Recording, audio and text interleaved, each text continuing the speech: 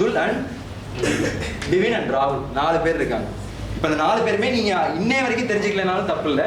இன்னைக்கு வீட்டுக்கு போயிட்டு உங்கள் ரிலேட்டிவ்கிட்டையோ இல்லை உங்கள் அப்பாட்டையோ நீங்கள் கேட்டு என்ன கேட்டகரியில்ப்பா நம்ம கம்பெனி ரெஜிஸ்டர் பண்ணியிருக்கோங்கிறத கேட்டு தெரிஞ்சுக்கோங்க. ஸோ இப்போ 4 பேருமே கரண்ட் அக்கௌண்ட் ஓப்பன் பண்ணியிருப்பாங்க. கரண்ட் அக்கௌண்ட் ஓப்பன் பண்ணுறதுக்கு முன்னாடி இந்த கேட்டகரியில் அதாவது ஒரு கேட்டகரியில் கம்பெனி ஓப்பன் பண்ணியிருப்பாங்க. இப்போ again coming to the point, நான் ஏற்கனவே சொன்ன மாதிரி இப்போ நீங்கள் என்ன டிபார்ட்மெண்ட்னு சூஸ் பண்ணுறீங்க அப்படின்னா அதுக்கு என்ன அப்ரோச் கரெக்டாக இருக்கும். எதை நீங்கள் ஆல்ரெடி எடுத்த ஒரு டிசிஷனை தான் திருப்பி கேட்குறேன். எதை வச்சு நீங்கள் சிஎஸ்சி எடுத்தீங்க, இல்லை எதை வச்சு ஃபார்மசி எடுத்தீங்க, யாரும் சொல்லி கேட்டு எடுத்தீங்களா, இல்லை நீங்களே தெரிஞ்சுக்கிட்டு போய் எடுத்தீங்களான்னு கேட்டால் அதுக்கு 2 குரூப் கையும் தூக்குனீங்க. So which is the best department in engineering கேட்டால் அதுக்கு என்ன பதில்? அப்படின்னு எதுவுமே இல்லை.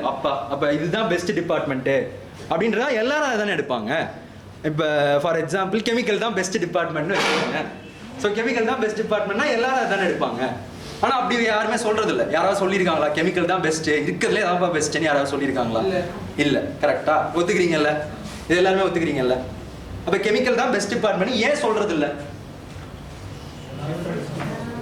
இந்த கேள்வி என்ன கேட்டீங்க அப்படின்னா நான் சொல்லுவேன் கெமிக்கல் தான் பெஸ்ட் டிபார்ட்மெண்ட் நான் தைரியமாக சொல்லுவேன். உங்கள்கிட்ட கேட்டால் நீங்கள் என்னமா சொல்லுவீங்க? ஃபார்மசின்னு சொல்லுவீங்க. உங்கள்கிட்ட கேட்டால் நீங்கள் சிஎஸ்சின்னு சொல்லுவீங்க. அவங்கவுங்களுக்கு அவங்கவுங்க டிபார்ட்மெண்ட் பெஸ்ட்டு தான் அஃப்கோர்ஸ். ஸோ அது இங்கே பர்சனுடைய பெர்ஸ்பெக்டிவை பொறுத்து எது பெஸ்ட்டுங்கிறது மாறுது. ஒவ்வொருத்தரும் தனித்தனியாக தான். கரெக்டாக ஸ்ரீராம் தான், ராகுல் தான். ஸோ அவருக்கு சிஎஸ்சி பெஸ்ட்டாக இருக்குன்னா ராகுலுக்கு சிஎஸ்சி பெஸ்ட்டாக இருக்குது. ஸ்ரீராமோட பெர்ஸ்பெக்டிவ்க்கு கெமிக்கல் பெஸ்ட்டாக இருக்குது. அதே தான் இங்கேயும். இப்போ பெஸ்ட் கம்பெனி பெஸ்ட் கேட்டகரின்னு இதில் ஒன்று இருக்குன்னு வச்சிங்களேன். இந்த 6 கேட்டகரியில் இந்த கேட்டகரி தான்ப்பா த பெஸ்ட் கேட்டகரி அப்படின்னு நான் சொல்லிட்டேன்னு வச்சிங்களேன். அதை மட்டும் இந்த ஸ்லைடில் நான் போட்டிருக்கலாம்ல. எதுக்கு மீதி கேட்டகரி நான் போட்டிருக்கேன்? ஏன்னா அப்படி ஒரு கேட்டகரியே கிடையாது, பெஸ்ட் கேட்டகரியே கிடையாது. பெஸ்ட்டுங்கிறது ஒவ்வொருத்தருடைய பெர்ஸ்பெக்டிவ்க்கு ஏற்ற மாதிரி மாறும். எப்படி உங்களுக்கு ஃபார்மசி தான் பெஸ்ட்டோ, எப்படி எனக்கு கெமிக்கல் தான் பெஸ்ட்டோங்கிறது.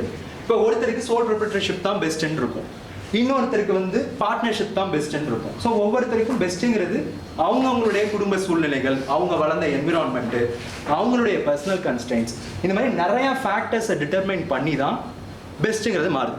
ஸோ இப்போ உங்கள் நேமா அருள் ஜோதி, ஏன் ஃபார்மசி பெஸ்ட்டு? எந்தெந்த கிரைட்டீரியா வச்சு நீங்கள் ஃபார்மசி பெஸ்ட்டுன்னு சொல்கிறீங்க?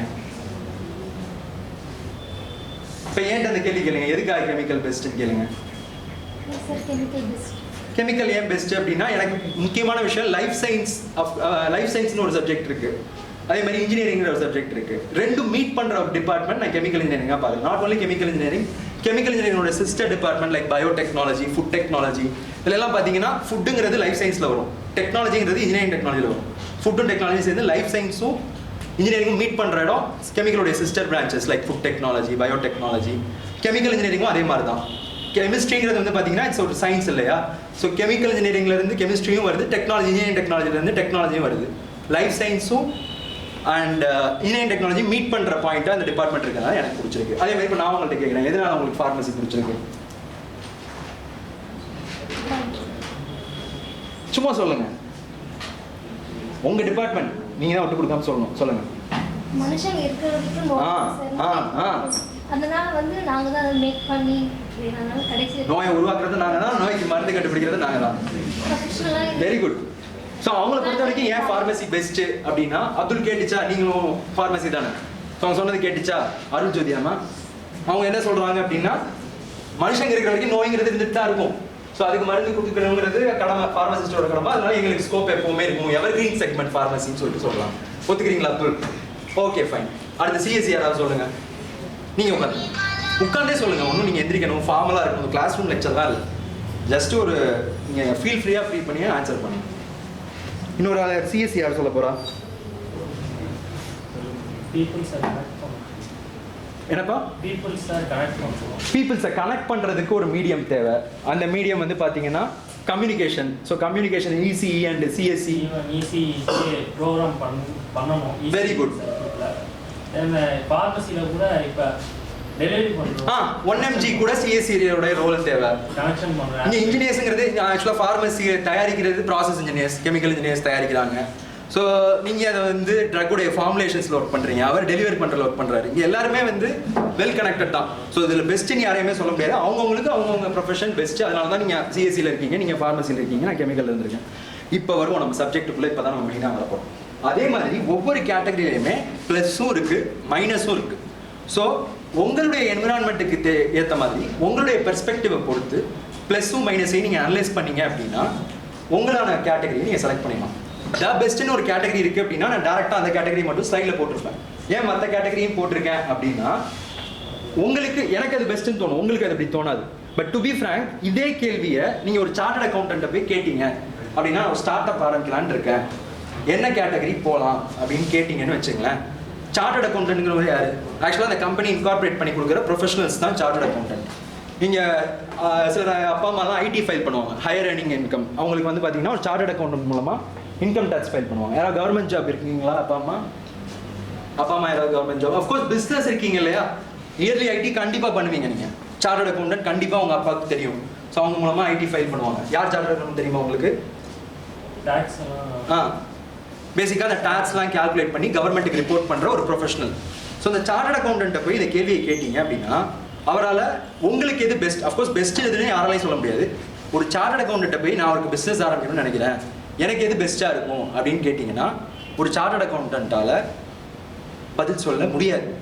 என்னங்க நீங்கள் எப்படி சொல்கிறீங்க? சார்ட்டர்ட் அக்கௌண்டன்ட்டுங்கிறவங்க எவ்வளோ பெரிய படிப்பு படிச்சிருக்காங்க, அவங்க அவ்வளோ கஷ்டப்பட்டு பாஸ் ஆகிட்டு வந்திருக்காங்க, அவங்களுக்கு இது ஒரு பேசிக் விஷயம் கூட தெரியாதா? எனக்கு எது பெஸ்ட் கேட்டகரின்னு என் சார்ட்டர்ட் அக்கௌண்டால சொல்ல முடியாதா அப்படின்னு கேட்டிங்கன்னா உங்களுக்கு எது பெஸ்ட்டுங்கிறத சார்ட்டர்ட் அக்கௌண்டன்ட்டால் மட்டும் இல்லை, இந்த உலகத்திலே யாராலையுமே சொல்ல முடியாது. ஏன்னா என்னாலையுமே சொல்ல முடியாது. அப்புறம் எதுக்கு இந்த செஷன் கேட்காதீங்க, நான் என்ன சொல்கிறேன். ஸோ யாராலையுமே உங்களுக்கு எது பெஸ்ட்டுங்கிறத சொல்ல முடியாது. ஏன்னா உங்களுடைய மனசை பற்றி 100% உங்களுக்கு தான் தெரியும். ஸோ உங்களுக்கு எது பிடிக்கும் பிடிக்காதுங்கிறது உங்கள் ஃப்ரெண்ட்ஸுக்கு கூட சில விஷயங்கள் நீங்கள் ஹைட் பண்ணுவீங்க இல்லையா? ஸோ சார்ட்டர்ட் அக்கௌண்டன்ட்டால மட்டும் இல்லை, என்னாலையும் சேர்த்து யாராலையுமே உங்களுக்கு எது பெஸ்ட் கேட்டகரின்னு சொல்ல முடியாது. உங்களுக்கான பெஸ்ட் கேட்டகரியை செலக்ட் பண்ண வேண்டியது நீங்கள் தான். அதுக்கான முழு பொறுப்பு உங்கள்கிட்ட தான் இருக்குது. பட் அந்த டெசிஷனை நீங்கள் எடுக்கிறதுக்கு என்னால் ஹெல்ப் பண்ண முடியும். எப்படி? அதில் இருக்க ப்ளஸ் மைனஸை சொல்ல முடியும். அதில் இருக்க பின்விளைவுகளையும் நான் பார்த்துருக்கேன், அதில் இருக்க நல்ல விஷயங்களையும் பார்த்துருக்கேன். ஸோ அதை உங்கள்கிட்ட ஷேர் பண்ணிக்கிறது மூலமாக எது பெஸ்ட் கேட்டகரின்னு சொல்லிட்டு என்னால் உங்களுக்கு ஃபெசிலிட்டேட் பண்ண முடியும். ஜஸ்ட் ஃபெசிலிட்டேட் தான் பண்ண முடியும், எதாவது ஃபோர்ஸ் பண்ண முடியாது. டெசிஷன் நீங்கள் தான் எடுக்கணும். ஸோ ஃபைன், இப்போ நான் ஹெல்ப் பண்ணுறதுக்கு முன்னாடி எத்தனை பேருக்கு இந்த டைம் அடுத்து படித்து முடிச்சுட்டு நமக்கு ஏதாவது பண்ணணும் அப்படிங்கிற ஒரு ஐடியா இருக்குது? அவங்க மட்டும் கை தூக்கணும். ஒரு பிஸ்னஸோ ஒரு ஸ்டார்ட் அப்போ பண்ணணுன்ற ஒரு ஐடியா இருக்குது, அவங்க மட்டும் கை தூக்கணும். யாருக்குமே இல்லையா? அஃப்கோர்ஸ் 4 பேர் அடுத்த தொழிலதிபர் இருக்காங்க. இவங்களை தவிர்த்து வேறு யாராவது இருக்கீங்களா? போவீங்கல்ல அப்துல் அப்பா பிஸ்னஸ்க்கு அடுத்து வேலைக்கெலாம் போனாலும் திருப்பி ஒரு ஃபைனல் ஸ்டேஜுக்கு வருவீங்க இல்லையா? வரமாட்டிங்களா? வேணாமா? சரி, okay, that is your decision. Of course again பெஸ்ட்டுங்கிற பெர்ஸ்பெக்டிவ் மாறுது இல்லையா? யாருக்கு படித்து முடிச்சுட்டு ஸ்டார்ட் அப் ஆரம்பிக்கணுங்கிற இன்ட்ரெஸ்ட் இருக்குது? அப்படி இருக்கவங்களுக்கு தான் அந்த செஷன் ரொம்ப யூஸ்ஃபுல்லாக இருக்கும். அப்துலுக்கு இருக்குது, வேற இருக்கீங்க 2 பேர் இருக்கீங்க, 3 பேர் இருந்தால் அந்த செஷன் நான் எடுக்க மாட்டேன் கண்டிப்பாக. ஏன்னா அதுக்காக கேட்கக்கூடாது. இசை வெறும் 4 பேர் தானா? இல்லை ஃப்ராங்காக சொல்லுங்கள், ஒன்றும் ப்ராப்ளம் இல்லை. ஏன்னா இப்போ நீங்கள் 4 பேர் தான் இருக்கீங்கன்னு வச்சுங்களேன், உங்கள் 4 பேரை நான் ஒரு க்ளோஸ் ரூமில் வச்சு சொன்னேன்னா இன்னும் உங்களுக்கு ஹெல்ப்ஃபுல்லாக இருக்கும். ஏன்னா இந்த செஷனுடைய மெயின் அப்ஜெக்டிவ் எனக்கு ஒரு ஐடியா, நான் வந்துட்டு கண்டிப்பாக பண்ணுவேங்கிற மாதிரிலாம் கேட்கல. ஏதோ ஒரு ஓரத்தில் ஒரு ஆசை எட்டி பார்க்குது. நான் கேட்குற கேள்வி அதுதான். எனக்கு ஓரத்தில் ஒரு சின்ன ஆசை இருக்குது, ஃப்யூச்சரில் ஒரு வாய்ப்பு கிடைச்சா பிஸ்னஸ் பண்ணலாமேங்கிற மாதிரி. இதான் என்னுடைய கேள்வி. இதுக்கு மட்டும் கை தூக்குங்க இப்போ. ஓகே. ஸோ நான் ஏன் கேட்குறேன்னா, எனக்கு ரெஸ்பான்ஸ் இருக்குங்கிற பட்சத்தில் தான் அதை பற்றியே சொல்ல முடியும். அப்படி இல்லைன்னா அந்த 4 பேரை மட்டும் கூப்பிட்டு நான் சொல்லிட்டு போயிடுவேன். ஸோ அஃப்கோர்ஸ் ஒவ்வொருத்தரோட ஆசை இருக்குது எல்லாருக்குமே இல்லையா? அப்போ இப்போ எல்லாருமே கவனிங்க. ஸோ சோல் ப்ரொப்ரைட்டர்ஷிப் அப்படிங்கிற கேட்டகரி ஃபஸ்ட்டு பார்த்துப்பா. நான் முதல்ல 4 பேர்ட்டையுமே கேட்கும்போது ஃபர்ஸ்ட் கொஸ்டின் என்ன கேட்டேன்? பார்ட்னரோட சேர்ந்து பண்ணுறாரா இல்லை தனியாக பண்ணுறாரா? இவங்க 4 பேர்ட்டையுமே நான் காமனாக ஒரு கேள்வி கேட்டேன். கரெக்டாக? ஸோ இந்த கேள்விக்கான பதில் தான் இந்த first category and other category. அதாவது இந்தியாவில் வந்து பார்த்தீங்க அப்படின்னா கம்பெனி ஆரம்பிக்கும் போது இது இந்த ஏதாவது ஒரு கேட்டகரியில் தான் வரும். எல்லா கம்பெனியுமே உங்களுடைய அப்பா உங்களுடைய ரிலேட்டிவ்ஸ்மே இந்த கேட்டகரியில் ஏதாவது ஒரு கேட்டகரியில் தான் பிஸ்னஸை ஸ்டார்ட் பண்ணியிருப்பாங்க. ஆக்சுவலாக அந்த 2 பேஜ் வரும். ஸோ இந்த பேஜ் இல்லைனா அடுத்த பேஜ், இந்த 2ல் ஏதாவது ஒரு பேஜில் தான் வந்து உங்களுடைய ரிலேட்டிவ்ஸ் ஒரு ஃபாதர் அவங்களும் வந்து கம்பெனியை ஸ்டார்ட் பண்ணியிருப்பாங்க. இந்த ஒரு செகண்ட் பேஜ் அது ஒரே ஸ்டைலில் போட முடியுங்கிறதுக்காக நான் 2 ஸ்லைடில் போட்டிருக்கேன். இந்த 2 பேஜில் எல்லா கம்பெனி கேட்டகரிஸுமே அடங்கிது. இப்போ இந்த சோல் ப்ரொப்ரைட்டர்ஷிப்னு எடுத்துக்கிட்டோம் அப்படின்னா அது யாருக்கு தகுந்த கம்பெனி அப்படின்னா, நான் யாரும் பார்ட்னரோடலாம் சேர்ந்து பண்ணல, நான் வந்து தனியாக இருக்கேன், எல்லா டெசிஷனையுமே நானே எடுக்கிறேன். ப்ரொப்ரைட்டர் அப்படின்னா யாருப்பா? கடைகள் எல்லாம் போட்டிருப்பாங்களா நிறைய கடையில் கேசினோ அடுமனை நினைப்பகம் கீழே ப்ரொப்ரேட்டர்னு போட்டிருப்பாங்க. பலகாரம்.com கீழே ப்ரொப்ரேட்டர். உரிமைன்னு தமிழில் கூட போட்டிருப்பாங்க சில கடைகள் எல்லாம். கரெக்டாக ஒரு டெக்ஸ்டைல் கடை போனீங்கன்னா உரிமை அப்படின்னு போட்டிருப்பாங்க. உரிமை பட்டு ஒருத்தர் பேர் போட்டிருப்பாங்க, ஸ்ரீராமன் அப்துல் அப்படின்னு சொல்லி ஒரு பேர் போட்டிருப்பாங்க. கரெக்டாக அப்போ ப்ரொப்ரேட்டருங்கிறது என்ன பண்ணால் உரிமையாளர். எல்லாத்துக்கும் அவர் தான் உரிமையை எடுத்துக்கணும். நல்லது நடந்தாலும் அதுலேருந்து ப்ராஃபிட் வந்தாலும் அவர் தான் உரிமை எடுத்துக்கணும். இல்லை வங்கியில் கடன் வாங்கி அந்த பிஸ்னஸ் லாஸ் ஆனாலும் அந்த கடனை கட்டுறதுக்கான உரிமையை அவர் தான் எடுத்துக்கணும். எல்லாத்துக்குமே ஒரே ஒருத்தர் தான் உரிமை எடுப்பார். சோல்ங்கிறது என்ன? ஒரே ஒரு ஆள், அவர் ஒருத்தர் தான் எல்லாத்துக்கும் பொறுப்பு. ஸோ தனியாக பண்ணுறவங்கன்னு நினைக்கிறவங்க மோஸ்ட்லி இந்த கேட்டகரி சோல் ப்ரொப்ரேட்டர்ஷிப்பில் வருவாங்க. இல்லை நான் பார்ட்னரோட சேர்ந்து பண்ணணும்னு நினைக்கிறேன், ஸோ இப்போ எங்களை மாதிரி என் ஃப்ரெண்டோட சேர்ந்து நாங்கள் பண்ணணும்னு நினைக்கிறேன் அப்படின்னு இருக்கவங்க வந்து பார்த்தீங்க அப்படின்னா மீதி இருக்கிற இந்த 5 கேட்டகரியில் ஏதாவது ஒரு கேட்டகரிக்குள்ளே போகலாம். ஸோ ஃபர்ஸ்ட் நீங்கள் எடுக்க வேண்டிய டெசிஷன் தனியாக பண்ண போறீங்களா இல்லை பார்ட்னரோட சேர்ந்து பண்ண போறீங்களாங்கிற டெசிஷன். தனியாக பண்ண போறீங்கன்னா உங்களுக்கு நோ டவுட் இது ஒன்று தான் இருக்குது, சோல் ப்ரொப்ரேட்டர்ஷிப் கேட்டகரி தான் இருக்குது. இல்லை அதுக்கு போகலை அப்படின்னா மீதி இருக்க 5 கேட்டகரியில் ஏதாவது ஒரு கேட்டகரி. இது கிளியர் ஆயிடுச்சா? தனியாக பண்ண போகிறோம்னா அது, நான் கூட்டாளியோட சேர்ந்து பண்ண போகிறோம்னா இந்த கேட்டகரி. இது கிளியராக எல்லாருக்குமே புரிஞ்சுதா? இப்போ ஃபர்ஸ்ட் ஸ்டெப்பு சார்ட் அவுட் பண்ணியாச்சு. இப்போ கூட்டாளியோட சேர்ந்து பண்ணணும்னு ஒரு கேட்டகரி இருக்கீங்க இல்லையா, அப்போ அவங்களுக்கு தான் வந்துட்டு பிரச்சனையே. ஏன்னா அவங்க இந்த 5ல் ஏதாவது ஒரு கேட்டகரியை செலக்ட் பண்ணணும். ஸோ இந்த 5 கேட்டகரியும் வந்து பார்த்தீங்க அப்படின்னா ஒவ்வொரு கேட்டகரியும் யாருக்கு பொருத்தமாக இருக்குங்கிறத நான் ஒரு ஜென்ரலைஸ் பண்ணி நான் சொல்கிறேன். ஸோ என்னால் ஒவ்வொருத்தருக்கும் இந்த கிளாஸில் வந்து நான் அட்வைஸ் கொடுக்க முடியாது. நான் அதனால காமனாக ஜென்ரலைஸ் பண்ணி சில விஷயங்களை சொல்கிறேன். Partnership form. ஸோ இதில் வார்த்தையிலே வந்துடுது. என்ன இருக்குது? பார்ட்னர்ஷிப்புங்கிறது இருக்குது. இந்தியாவை பொறுத்த வரைக்கும் பார்ட்னர்ஷிப்புங்கிறது பார்த்தீங்கன்னா ஆரம்பிக்கிறதுக்கு மினிமம் 2 பேர் வேணும். ஸோ 2 பேர்லேருந்து 15 பேர் வரைக்கும் ஒரு கம்பெனியில் கூட்டாளிகளாக இருக்கலாம். அப்போ அந்த 2 to 15 வர்றவங்க எல்லாருமே வந்து பார்த்தீங்கன்னா பார்ட்னர்ஷிப்பாக இருக்கலாம். அதே மாதிரி 15 பேருக்கு மேலே இருக்காங்க அப்படின்னாலும் பார்ட்னர்ஷிப்பில் பண்ணலாம். அது எப்படின்னா அந்த 15 பேர் வந்துட்டு ஒரு கம்பெனி ஆரம்பிச்சு ஒரு 30 பேர் சேர்ந்து கம்பெனி ஆரம்பிக்கிறாங்கன்னு வச்சுக்கோங்களேன். 15 பேர் சேர்ந்து ஒரு கம்பெனி ஆரம்பிச்சிடணும், இன்னொரு 15 சேர்ந்து இன்னொரு கம்பெனி ஆரம்பிச்சிடணும். ஏபின்னு இப்போ 2 கம்பெனி ஆரம்பிச்சிச்சு. இந்த ஏஎன்பிஏ கம்பெனியை சேர்த்து சின்னு ஒரு கம்பெனியை புதுசாக மெர்ஜர்ங்கிற ஒரு கான்செப்டில் பண்ணலாம். ஸோ பார்ட்னர்ஷிப்புக்கு வந்து மினிமம் 2 மேக்ஸிமம் 15ன்னு சொல்கிறாங்க. பட் எத்தனை பேர் இருந்தாலும் பார்ட்னர்ஷிப்பில் வந்துட்டு ஒன்றா வரலாம். இப்போ ஜொமேட்டோலாம் வந்து ஐபிஓ ஆச்சுன்னு ரீசெண்டாக நியூஸ் பார்த்துருப்பீங்க இல்லையா, ஒரு 2 இயர்ஸ்க்கு முன்னாடி. ஸோ ஐபிஓவில் வந்து பார்த்தீங்கன்னா ஒன்றும் இல்லை, ஷேர் மார்க்கெட்டில் ரெஜிஸ்டர் பண்ணியிருக்காங்க. ஸோ ஜொமேட்டோவில் நிறைய பேர் அதில் வந்துட்டு இன்வெஸ்ட் பண்ணுறாங்க. அங்கே வந்து பார்த்தீங்கன்னா கோடிக்கணக்கான பார்ட்னர்ஸ் ஜொமேட்டோவில் இப்போ இருப்பாங்க. ஸோ அந்த மாதிரி மேக்ஸிமம்ங்கிறதுக்கு லீகல் ரெஸ்ட்ரிக்ஷன் கிடையாது, பட் மினிமமுக்கு 2. அதே தான் it's common for limited liability partnership, 1% company, private limited, public limited. இது எல்லாத்துக்குமே வந்து பார்த்தீங்க அப்படின்னா மினிமம் 2 மெம்பர்ஸ் வேணும். சோல் ப்ரொப்ரேட்டர்ஷிப் வார்த்தையிலே வந்து ஒரே ஒரு ஓனர் தான். ஆனால் இங்கே பார்த்தீங்கன்னா பார்ட்னர்ஷிப், இங்கே பார்ட்னர்னு வருது. ஸோ பார்ட்னர் அப்படின்னா வந்து 2 பேர் சேர்ந்து ஆரம்பிக்கிறது. அதனால இதுவும் வந்து மினிமம் 2 பேர் இருக்கணும். லிமிடெட் லைபிலிட்டி பார்ட்னர்ஷிப் இதுலேயும் பேர்லேயே வந்துருது. ஸோ மினிமம் 2 பேர் சேர்ந்து ஆரம்பிக்கணும். 1% கம்பெனி. ஸோ 1% அப்படின்னாலும் மினிமம் 2 மெம்பர்ஸ் சேர்ந்து ஆரம்பிக்கணும். ஓகேவா? ஓகேவா? சரி, ஓகே. நோவா? ஏன் நோ? வார்த்தையில 1% வருது, ஆனா நான் என்ன சொன்னேன்? மினிமம் 2. யாருமே கேள்வி கேட்கல. சோல் ப்ரொப்ரேட்டர்னா ஒரு ஆள் சேர்ந்து ஆரம்பிக்கணும்னு சொன்னேன். 1% அப்படின்னா 2 பேர் சேர்ந்து ஆரம்பிக்கணும்னா எல்லாம் அமைதியா இருக்கீங்களே. பட் நான் சொன்னது கரெக்ட். நான் சொன்னது ஆனா கரெக்ட். நீங்க கேள்வி கேட்டிருக்கணும்ல, ஏன் 1% அப்படின்னாலும் 2 பேர் சேர்ந்து ஆரம்பிக்கணும்னு சொன்னேன். நான் சொன்னது கரெக்ட் தான், நான் தப்பு சொல்லல. பட் ஏன் 1% தான் 2 பேர் சேர்ந்து ஆரம்பிக்கணும்னு நான் அடுத்து சொல்றேன். அது மைண்ட்ல அப்படியே வச்சுக்கோங்க. அஃப்கோர்ஸ் அதே மாதிரி தான் பிரைவேட் லிமிடெட். இந்த பப்ளிக் லிமிடெட் இதில் வேணாம். இது அஃப்கோர்ஸ் வந்து நான் ஜொமேட்டோ மாதிரி இருக்கு இல்லையா, அது லேட்டஸ்ட் ஸ்டேஜ் உள்ள கம்பெனிஸ் தான். இதை நீங்கள் மறந்துருங்க. அடுத்த ஸ்லைடும் பெருசாக பார்க்கலாம். ஸோ இந்த ஃபர்ஸ்ட் இருக்கிற 5 கேட்டகரிக்குள்ள தான் நீங்கள் கம்பெனி எடுத்து ஆரம்பிக்க போறீங்க. ஸோ ஜொமேட்டோலாம் அது ஃபியூச்சர், அதை பற்றி இப்போ பேச வேணாம். ஸோ இந்த 5க்குள்ள தான் அதாவது போகிறீங்க. பப்ளிக் லிமிடெட்லையும் பார்த்தீங்க அப்படின்னா மினிமம் 2 பார்ட்னர்ஸ் இருப்பாங்க. 1%லையும் பேர் கம்பெனி பேர் தான் 1%, ஆனால் அதுலேயும் 2 பேர் இருப்பாங்க. அப்புறம் ஏன் இப்படி பேர் வச்சிருக்காங்கிறது நீங்க நியாயமா என்கிட்ட கேட்டிருக்கணும். நீங்க கேட்கலனாலும் நான் சொல்றேன், ஒன்றும் ப்ராப்ளம் இல்லை. இப்போ இந்த கேட்டகரி இப்போ 2 பேர் சேர்ந்து ஆரம்பிக்கணும்னு முடிவு பண்ணிட்டீங்க. இதுல எது பெஸ்ட் கேட்டகரி அப்படின்னா ஃபர்ஸ்ட் நீங்க என்ன பிசினஸ் பண்ண போறீங்கன்னு பாருங்க. இப்போ நீங்க சொன்னது எல்லாமே வந்து பாத்தீங்கன்னா of course it's a business, right?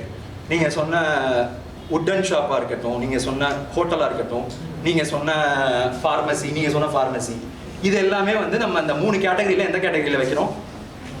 பிசினஸா, ஆண்டர்பிரினர்ஷிப் வெஞ்சரா, ஸ்டார்ட் அப்பா? பிசினஸ். இதெல்லாமே கன்வென்ஷனல் பிசினஸ். ஒரு டீ கடை ஆரம்பிக்கிறோம், பிசினஸா ஸ்டார்ட் அப்பா? டாடா 1mg மாதிரி ஒரு ஆப் கிரியேட் பண்றோம். இனிஷியல் டேஸ்ல இது சரி ஓகே. ஸோ இப்போ இந்த இது புரியுது இல்லையா? நீங்கள் அந்த கேட்டகரிக்குள்ளே ஃபஸ்ட்டு வாங்க. நீங்கள் பிஸ்னஸாக ஆரம்பிக்க போகிறீங்களா, இல்லை ஆண்டர்பிரினர்ஷிப் வெஞ்சராக போகிறீங்களா, இல்லை ஒரு லாங் டேர்ம் ஸ்டார்ட் அப்பாக ஆரம்பிக்க போகிறீங்களா, நீங்கள் அந்த கிளாசிஃபிகேஷனுக்குள்ளே வாங்க. இப்போ அந்த கிளாசிஃபிகேஷனில் வந்து நான் என் பார்ட்னரோட சேர்ந்து ஒரு கடை தான் ஓப்பன் பண்ண போகிறேன், ஒரு ஹோட்டல் தான் ஓப்பன் பண்ண போகிறேன் அப்படின்னா வித்தவுட் டவுட் நீங்கள் இந்த பார்ட்னர்ஷிப் ஃபார்ம் கேட்டகரிக்குள்ளே போய்க்கலாம். நான் ஒரு கன்வென்ஷனல் பிஸ்னஸ் தான் பண்ண போகிறேன், அந்த பிஸ்னஸில் பெருசாக இனோவேஷனுக்கு வேலையே கிடையாது அப்படிங்கிற பட்சத்தில் நீங்கள் பார்ட்னர்ஷிப்புக்குள்ளே போய்க்கலாம். இது வந்து நான் சொல்கிறது ஜென்ரலைஸ்டு தான். இது நான் ஒவ்வொருத்தருக்கும் பர்சனலைஸ்டாக சொல்லலை, இது ஒரு ஜென்ரலைஸ்டாக சொல்லலை. பர்சனலைஸ்டாக வேணும்னா நீங்கள் தான் அப்ரோச் பண்ணணும், ஓகேவா? ஸோ என் பார்ட்னரோட சேர்ந்து நான் வந்து ஒரு பிஸ்னஸாக தான் பண்ண போகிறேன், அதில் ஒரு ஆண்டர்பிரினர்ஷிப்போ ஸ்டார்ட் அப்போ நான் பண்ண போகிறதில்ல அப்படின்னா நீங்கள் வந்துட்டு பார்ட்னர்ஷிப் கேட்டகரிக்குள்ளே போய்க்கலாம். ஃபைன். ஸோ இப்போ limited liability partnership form, limited liability partnership ஃபார்மை பொறுத்த வரைக்கும் இங்கே நீங்கள் என்ன பண்ணணும் அப்படின்னா ஒரு இன்னொரு டெசிஷன் எடுக்கணும். ஸோ நீங்கள் வந்து ஸ்டார்ட் அப்பாக போகிறீங்களா, ஆண்டர்பிரினராக போகிறீங்களா, பிஸ்னஸாக போகிறீங்களாங்கிற கேள்வியில் இப்போ suppose business or sorry entrepreneurship or start அப்புங்கிற ஆன்சர் உங்களுக்குள்ளே வருது அப்படின்னா நீங்கள் என்ன பண்ணணும் அப்படின்னா இப்போ இன்னொரு ஒரு கேள்வி கேட்கணும்.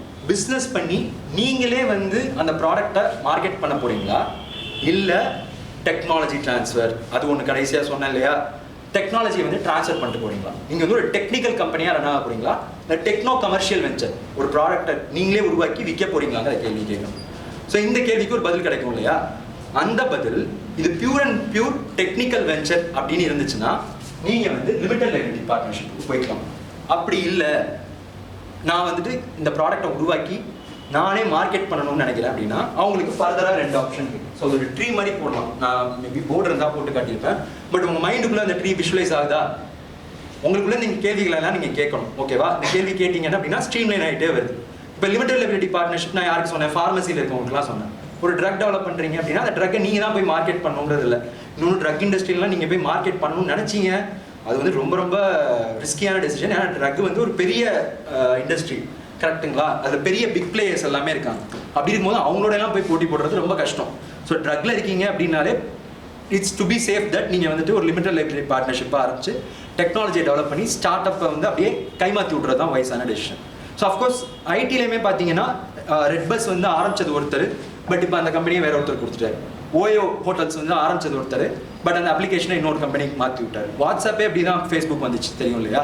ஸோ இந்த மாதிரி வந்து ஐடிலையும் நிறையா டெக்னாலஜி ட்ரான்ஸ்ஃபர்ஸ் நடக்குது. ஐடிலையும் பண்ணலாம், பட் ஃபார்மசியில் இருக்கவங்களுக்கு it's not optional. I will say it is mandatory. நீங்கள் இருக்கீங்கன்னா லிமிடெட் லைபிலிட்டி பார்ட்னர்ஷிப் போகிறது பெஸ்ட். Okay fine. இப்போ அந்த கேள்வி வந்து டெக்னிக்கல் வெஞ்சர் அப்படின்னா லிமிடெட் லைபிலிட்டி பார்ட்னர்ஷிப் போயிடுறீங்க. இல்லை டெக்னோ கமர்ஷியல் நானே உருவாக்கி நானே மார்க்கெட் பண்ணணும்னு நினைக்கிறேன். ஃபுட் ப்ராடக்ட் எடுத்துப்போம், ஏதாவது ஒரு பொடி செய்றீங்க இல்லை ஊறுகாய் செய்றீங்க அப்படின்னா நானே இது பண்ணி நானே மார்க்கெட் பண்ணணும்னு நினைக்கிறேன்னா நீங்கள் இன்னும் ஃபர்தராக ஸ்ட்ரீம்லைன் ஆகி எய்தர் 1% கம்பெனி போகணும். அது ஆக்சுவலாக இன்னோவேஷன் இருக்கணும், அதுவும் முக்கியம். ஏன்னா இது வந்து நீங்கள் வெறும் ஊறுகாயே செய்றீங்க அப்படின்னா அது வந்து ஒரு இன்னோவேஷன் இல்லை. பட் இப்போ வந்து ஊறுகாயே வந்து பார்த்தீங்க அப்படின்னா நான்வெஜ் பிக்கிள்ஸ்லாம் நிறையா கொண்டு வராங்க இல்லையா? ஸோ அது வந்து somewhat it's consider to be innovative product. ஏன்னா இப்போ தான் அது மார்க்கெட்டுக்குள்ளே வருது. இன்னும் கொஞ்சம் வருஷத்துல இன்னோவேட்டிவானு தெரியல, எல்லாரும் போட ஆரம்பிச்சுவாங்க. பட் அந்த மாதிரி ஒரு இன்னோவேட்டிவ் ஊறுகாய் போடுறீங்க அப்படின்னா அப்போ தான் அதுக்கு வரணும். வெறும் ஊறுகாய்னா நீங்கள் அதுக்கு போயிடணும், ஃபர்ஸ்ட் உள்ள சோல் ப்ரொப்ரைட்டர்ஷிப் வேணும். ஸோ இப்போ ஒரு இன்னோவேட்டிவ் ஃபுட் ப்ராடக்ட் பண்ணுறீங்க. ஸோ நாங்கள் ஒரு வெஞ்சர் வந்து ஃபுட்டில் தான் ஒர்க் பண்ணிட்டு இருக்கோம். அது என்னன்னு சொல்லிட்டு கோபால் சொல்லுவார். நீங்கள் இன்குபேஷன் சென்டர் விசிட் பண்ணிங்கன்னா அந்த ப்ராடக்ட் பற்றி. ஸோ அந்த மாதிரி ஃபுட் டெக்கில் நீங்கள் இன்னோவேட்டிவாக ஒர்க் பண்ணுறீங்க அப்படின்னா அப்போ வந்து நீங்கள் இந்த 2 டெசிஷனில் ஏதாவது ஒன்று எடுக்கணும். ப்ரைவேட் லிமிடெட் கம்பெனி எடுக்கணும், இல்லை 1% கம்பெனி எடுக்கணும். இதில் இன்னும் ப்ரிசைஸாக சொல்லணும் அப்படின்னா ப்ரைவேட் லிமிடெட் நான் எப்போ சஜஸ்ட் பண்ணுவேன்னா உங்களுக்கான இன்வெஸ்ட்மெண்ட் பிளான் இந்த கேள்வியை கேட்கணும். இன்வெஸ்ட்மெண்ட் பிளான் என்ன? எங்கள் அப்பா வந்து நல்லா சம்பாதிச்சு வச்சிருக்காரு, அந்த பணத்தை எடுத்து நான் அந்த பிஸ்னஸில் போட்டு பண்ண போகிறேன், ரிஸ்க் எடுக்க போகிறேன் அப்படிங்கிற பட்சத்தில் நீங்கள் 1% கம்பெனிக்கே போகலாம். இல்லை எனக்கு கவர்மெண்ட்லேருந்து ஏதாவது சப்சிடியோ மானியமோ கிடைச்சா நல்லாயிருக்கும், கவர்மெண்ட்லேருந்து ஊக்கத்தொகை இருந்தால் நல்லாயிருக்கும் அப்படின்னா ப்ரைவேட் லிமிடெட் போகலாம். ஸோ இப்போ 5 கேட்டகரியுமே கவர் பண்ணியாச்சா? இது அப்படியே யாராவது ஒருத்தங்க சம்மரைஸ் பண்ணுங்க பார்ப்போம். இப்போ உங்களுக்கான டிசிஷன் நீங்களே எடுத்துக்கலாமா?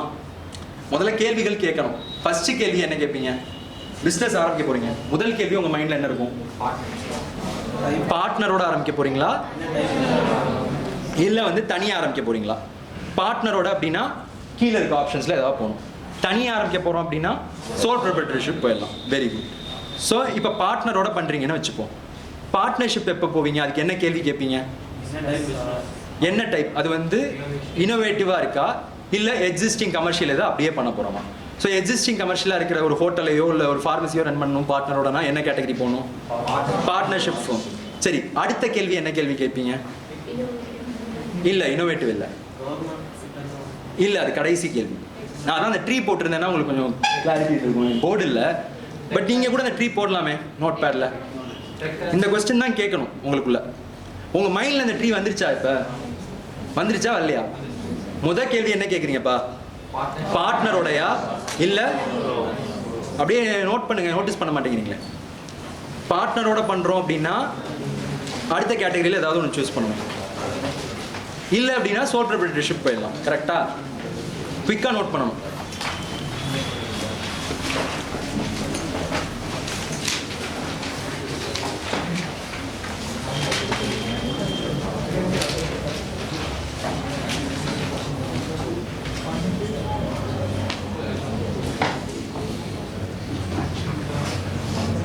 சும்மா ஹின்ஸ் எடுத்துக்கங்க, அப்படியே ஃபுல்லாலாம் எழுத வேணாம். பார்ட்னரோட பண்ணுறோன்னா புரியுதுல, நான் குழப்பில் இல்லை. ஆக்சுவலாக யாரையும் குழப்பதுன்னா மறுபடியும் கூட நான் எக்ஸ்பிளைன் பண்ணுறேன். ஸோ ஃபஸ்ட்டு கேள்வி பார்ட்னரோட ஆரம்பிக்க போகிறோமா இல்லை தனியாக ஆரம்பிக்க போகிறோமா? அந்த கேள்விக்கு தனியாக அப்படின்னா பிரச்சனையே இல்லை, சோல் ப்ரொப்ரைட்டர்ஷிப் போயிடலாம்.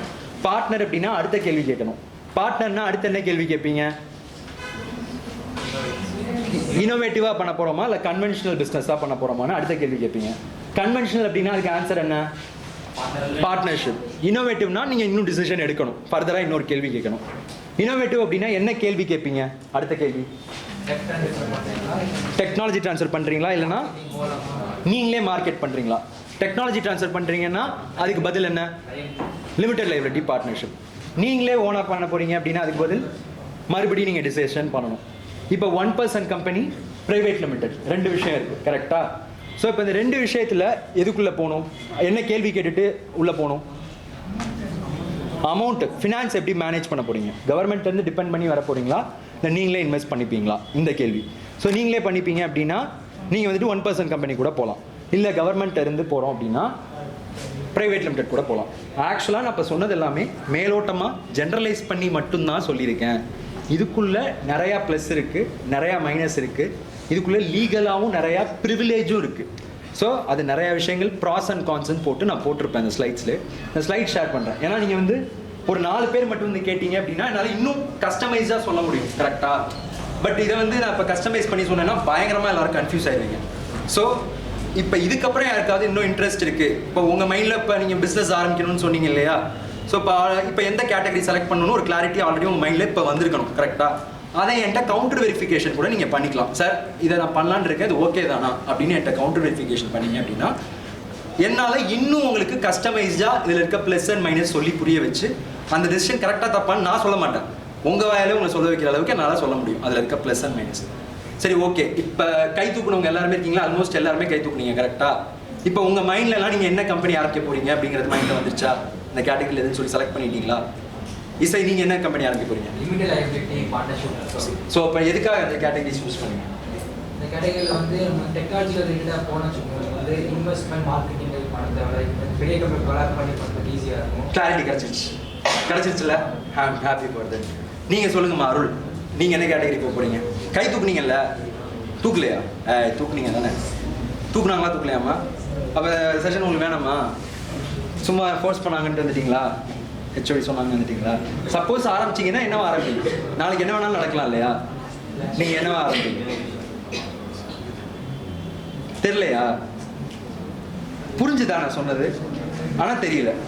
குழப்பமாக இருந்ததுன்னா கேளுங்க, நான் மறுபடியும் கூட சொல்கிறேன் தனியாக. யாருக்காவது நான் சொன்னது கன்ஃபியூசிங்காக இருக்கா? ஏன்னா இது கம்ப்ளீட்லி வந்து கன்ஃபியூசிங்காக இருக்கா நம்ம டிஸ்கஸ் பண்ணுவோம். வேறு யாருக்காவது கன்ஃபியூசிங்காக இருக்கா? இருக்காப்பா? சொல்லுங்க. உங்களுக்கு அப்துல் இதில் எந்த இடத்துல நீங்கள் ஸ்டக் ஆறீங்க? பார்ட்னர்ஷிப் கிட்ட ஃபைனலைஸ் பண்ணிட்டீங்க,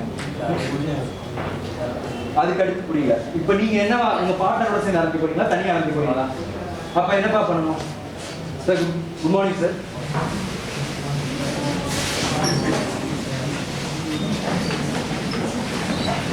பார்ட்னரோட சேர்ந்து ஆரம்பிக்க போறீங்க, ஓகேவா? ஸோ பார்ட்னரோட சேர்ந்து ஆரம்பிக்க போறீங்க அப்படின்னா எந்த கேட்டகரிக்குள்ள போவீங்க? பார்ட்னர்ஷிப்புக்குள்ள போவீங்க. கன்வென்ஷனல் பிஸ்னஸாக பண்ண போறீங்களா இனோவேட்டிவாக பண்ண போறீங்களா? இனோவேட்டிவா. அப்போ ஏன் பார்ட்னர்ஷிப்புக்குள்ள போகணும்? போகக்கூடாதுல்ல? புரியுதா?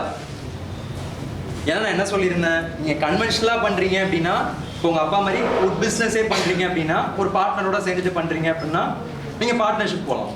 ஆனால் இனோவேட்டிவாக பண்ணணும்னு நினைக்கிறீங்க அப்படின்னா பார்ட்னர்ஷிப்பை மறந்துடணும், ஓகேவா? அந்த ஆப்ஷனை மறந்துடணும். அதுக்கப்புறம் என்ன கேள்வி கேட்க சொன்னேன்? இன்னோவேட்டிவ்னு ஃபைனலைஸ் பண்ணிட்டீங்க. அப்போ மீதி வந்து உங்களுக்கு இருக்க option limited liability partnership or OPC or private limited. இந்த 3 கேட்டகரியில எப்படி செலக்ட் பண்ணுவீங்க? அடுத்து என்ன கேள்வி கேட்பீங்க?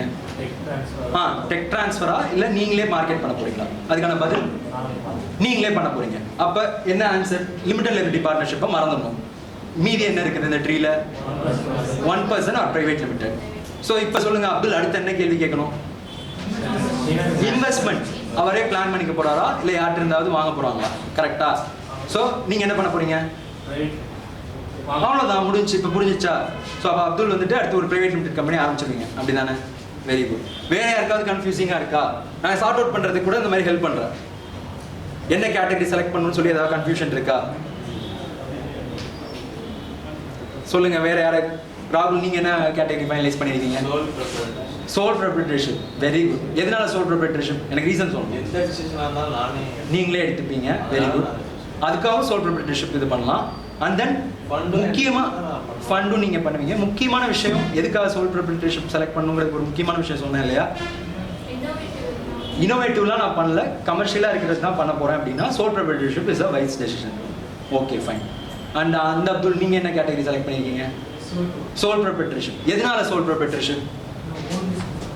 நீங்க ஓன் பிசினஸா பண்ண போறீங்க. பட் கேள்வி என்ன?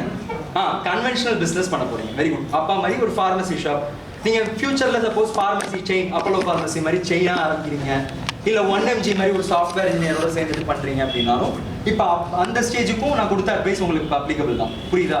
இந்த டிசிஷன் உங்க எல்லாருக்குமே மாறலாம். கரெக்ட் தானே? நான் மாற்றம் ஒன்றே இல்லையா? நாளைக்கு ஃபியூச்சர்ல உங்களுக்கு ஒரு நல்ல சான்ஸ் கிடைக்கும் போது உங்களுக்கு வேற மாதிரி மைண்ட் செட் மாறலாம். பட் அப்ப கூட நான் சொன்ன இந்த ட்ரீ மாறாது. ஓகேவா? இந்த ட்ரீல இருக்க கொஸ்டின்ஸை கேட்டீங்கனாலே உங்களுக்கு நீங்களே வந்து ஒரு டெசிஷன் எடுத்துக்கலாம். நான் ஏற்கனவே சொன்ன மாதிரி இந்த அட்வைஸை ஒரு சார்ட்டர்ட் அக்கௌண்டன்ட்டால கொடுக்க முடியாது. ஏன்னா அவங்க வந்து பாத்தீங்க அப்படின்னா ஸ்டார்ட் அப்ல இருக்க ப்ராக்டிக்கல் டிஃபிகல்ட்டிஸ் அவங்களுக்கு தெரியாது. ஸோ அவங்க வந்து என்ன சொல்லுவாங்க அப்படின்னா, மோஸ்ட் ஆஃப் த கேசஸ்ல ஸ்டார்ட் அப் அப்படின்னு போனாலே இன்னைக்கு சார்ட்டர்ட் அக்கௌண்டன்ட் பிரைவேட் லிமிடெட் பண்ணிருங்க அப்படின்னு பிராண்டா முடிச்சிடலாம். பட் எங்களுக்கு கேட்டா நான் என்ன சொல்லுவேன் அப்படின்னா, அது இட்ஸ் ஃபர்ஸ்ட் டெசிஷன். ஏன்னா ஸ்டார்ட் அப் அப்படின்னா பிரைவேட் லிமிடெட் கிடையாது, அது ஒரு ஃபார்முலா கிடையாது. அதுக்குள்ள இந்த கேள்விகள் எல்லாத்தையும் கேட்டு டிரைவ் பண்ணி தான் அந்த டிசிஷனுக்குள்ள வரணும். ஏன்னா நிறைய பேர் சார்ட்டர்ட் அக்கௌண்டன்ட் சொன்னாங்கன்னு சொல்லி பிரைவேட் லிமிடெட் கம்பெனி ஆரம்பிச்சுட்டு அந்த பிரைவேட் லிமிடெட் கம்பெனி நடத்த முடியாம விட்டுறாங்க. பிரைவேட் லிமிடெட் கம்பெனி ஆரம்பிச்சுட்டு நடத்த முடியாம விடுறது அப்படின்னா சும்மா விட்டுற முடியாது. அதை வந்து லீகலா மறுபடியும் சார்ட்டர்ட் அக்கௌண்டன்ட்டை வச்சு ஏன் நடத்த முடியலன்னு சொல்லி கவர்மெண்ட்டுக்கு அந்த ஃபினான்ஷியல் லாஸ் கணக்கெல்லாம் காட்டி இந்த கம்பெனி லாஸ்ல போகுது அதனால நான் மூடுறேன்னு சொல்லி ப்ராப்பரா க்ளோஸ் பண்ணணும்.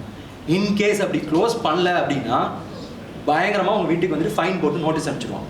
ஸோ தெரிஞ்சோ தெரியாமலோ ஸ்டார்ட் அக்கௌண்ட் சொன்னாங்கன்னு சொல்லி நிறைய பேர் வந்து பிரைவேட் லிமிடெட்குள்ள போயிடுறாங்க. பின்னால தான் அதோடைய கான்சிக்வன்சஸ் தெரிய வருது.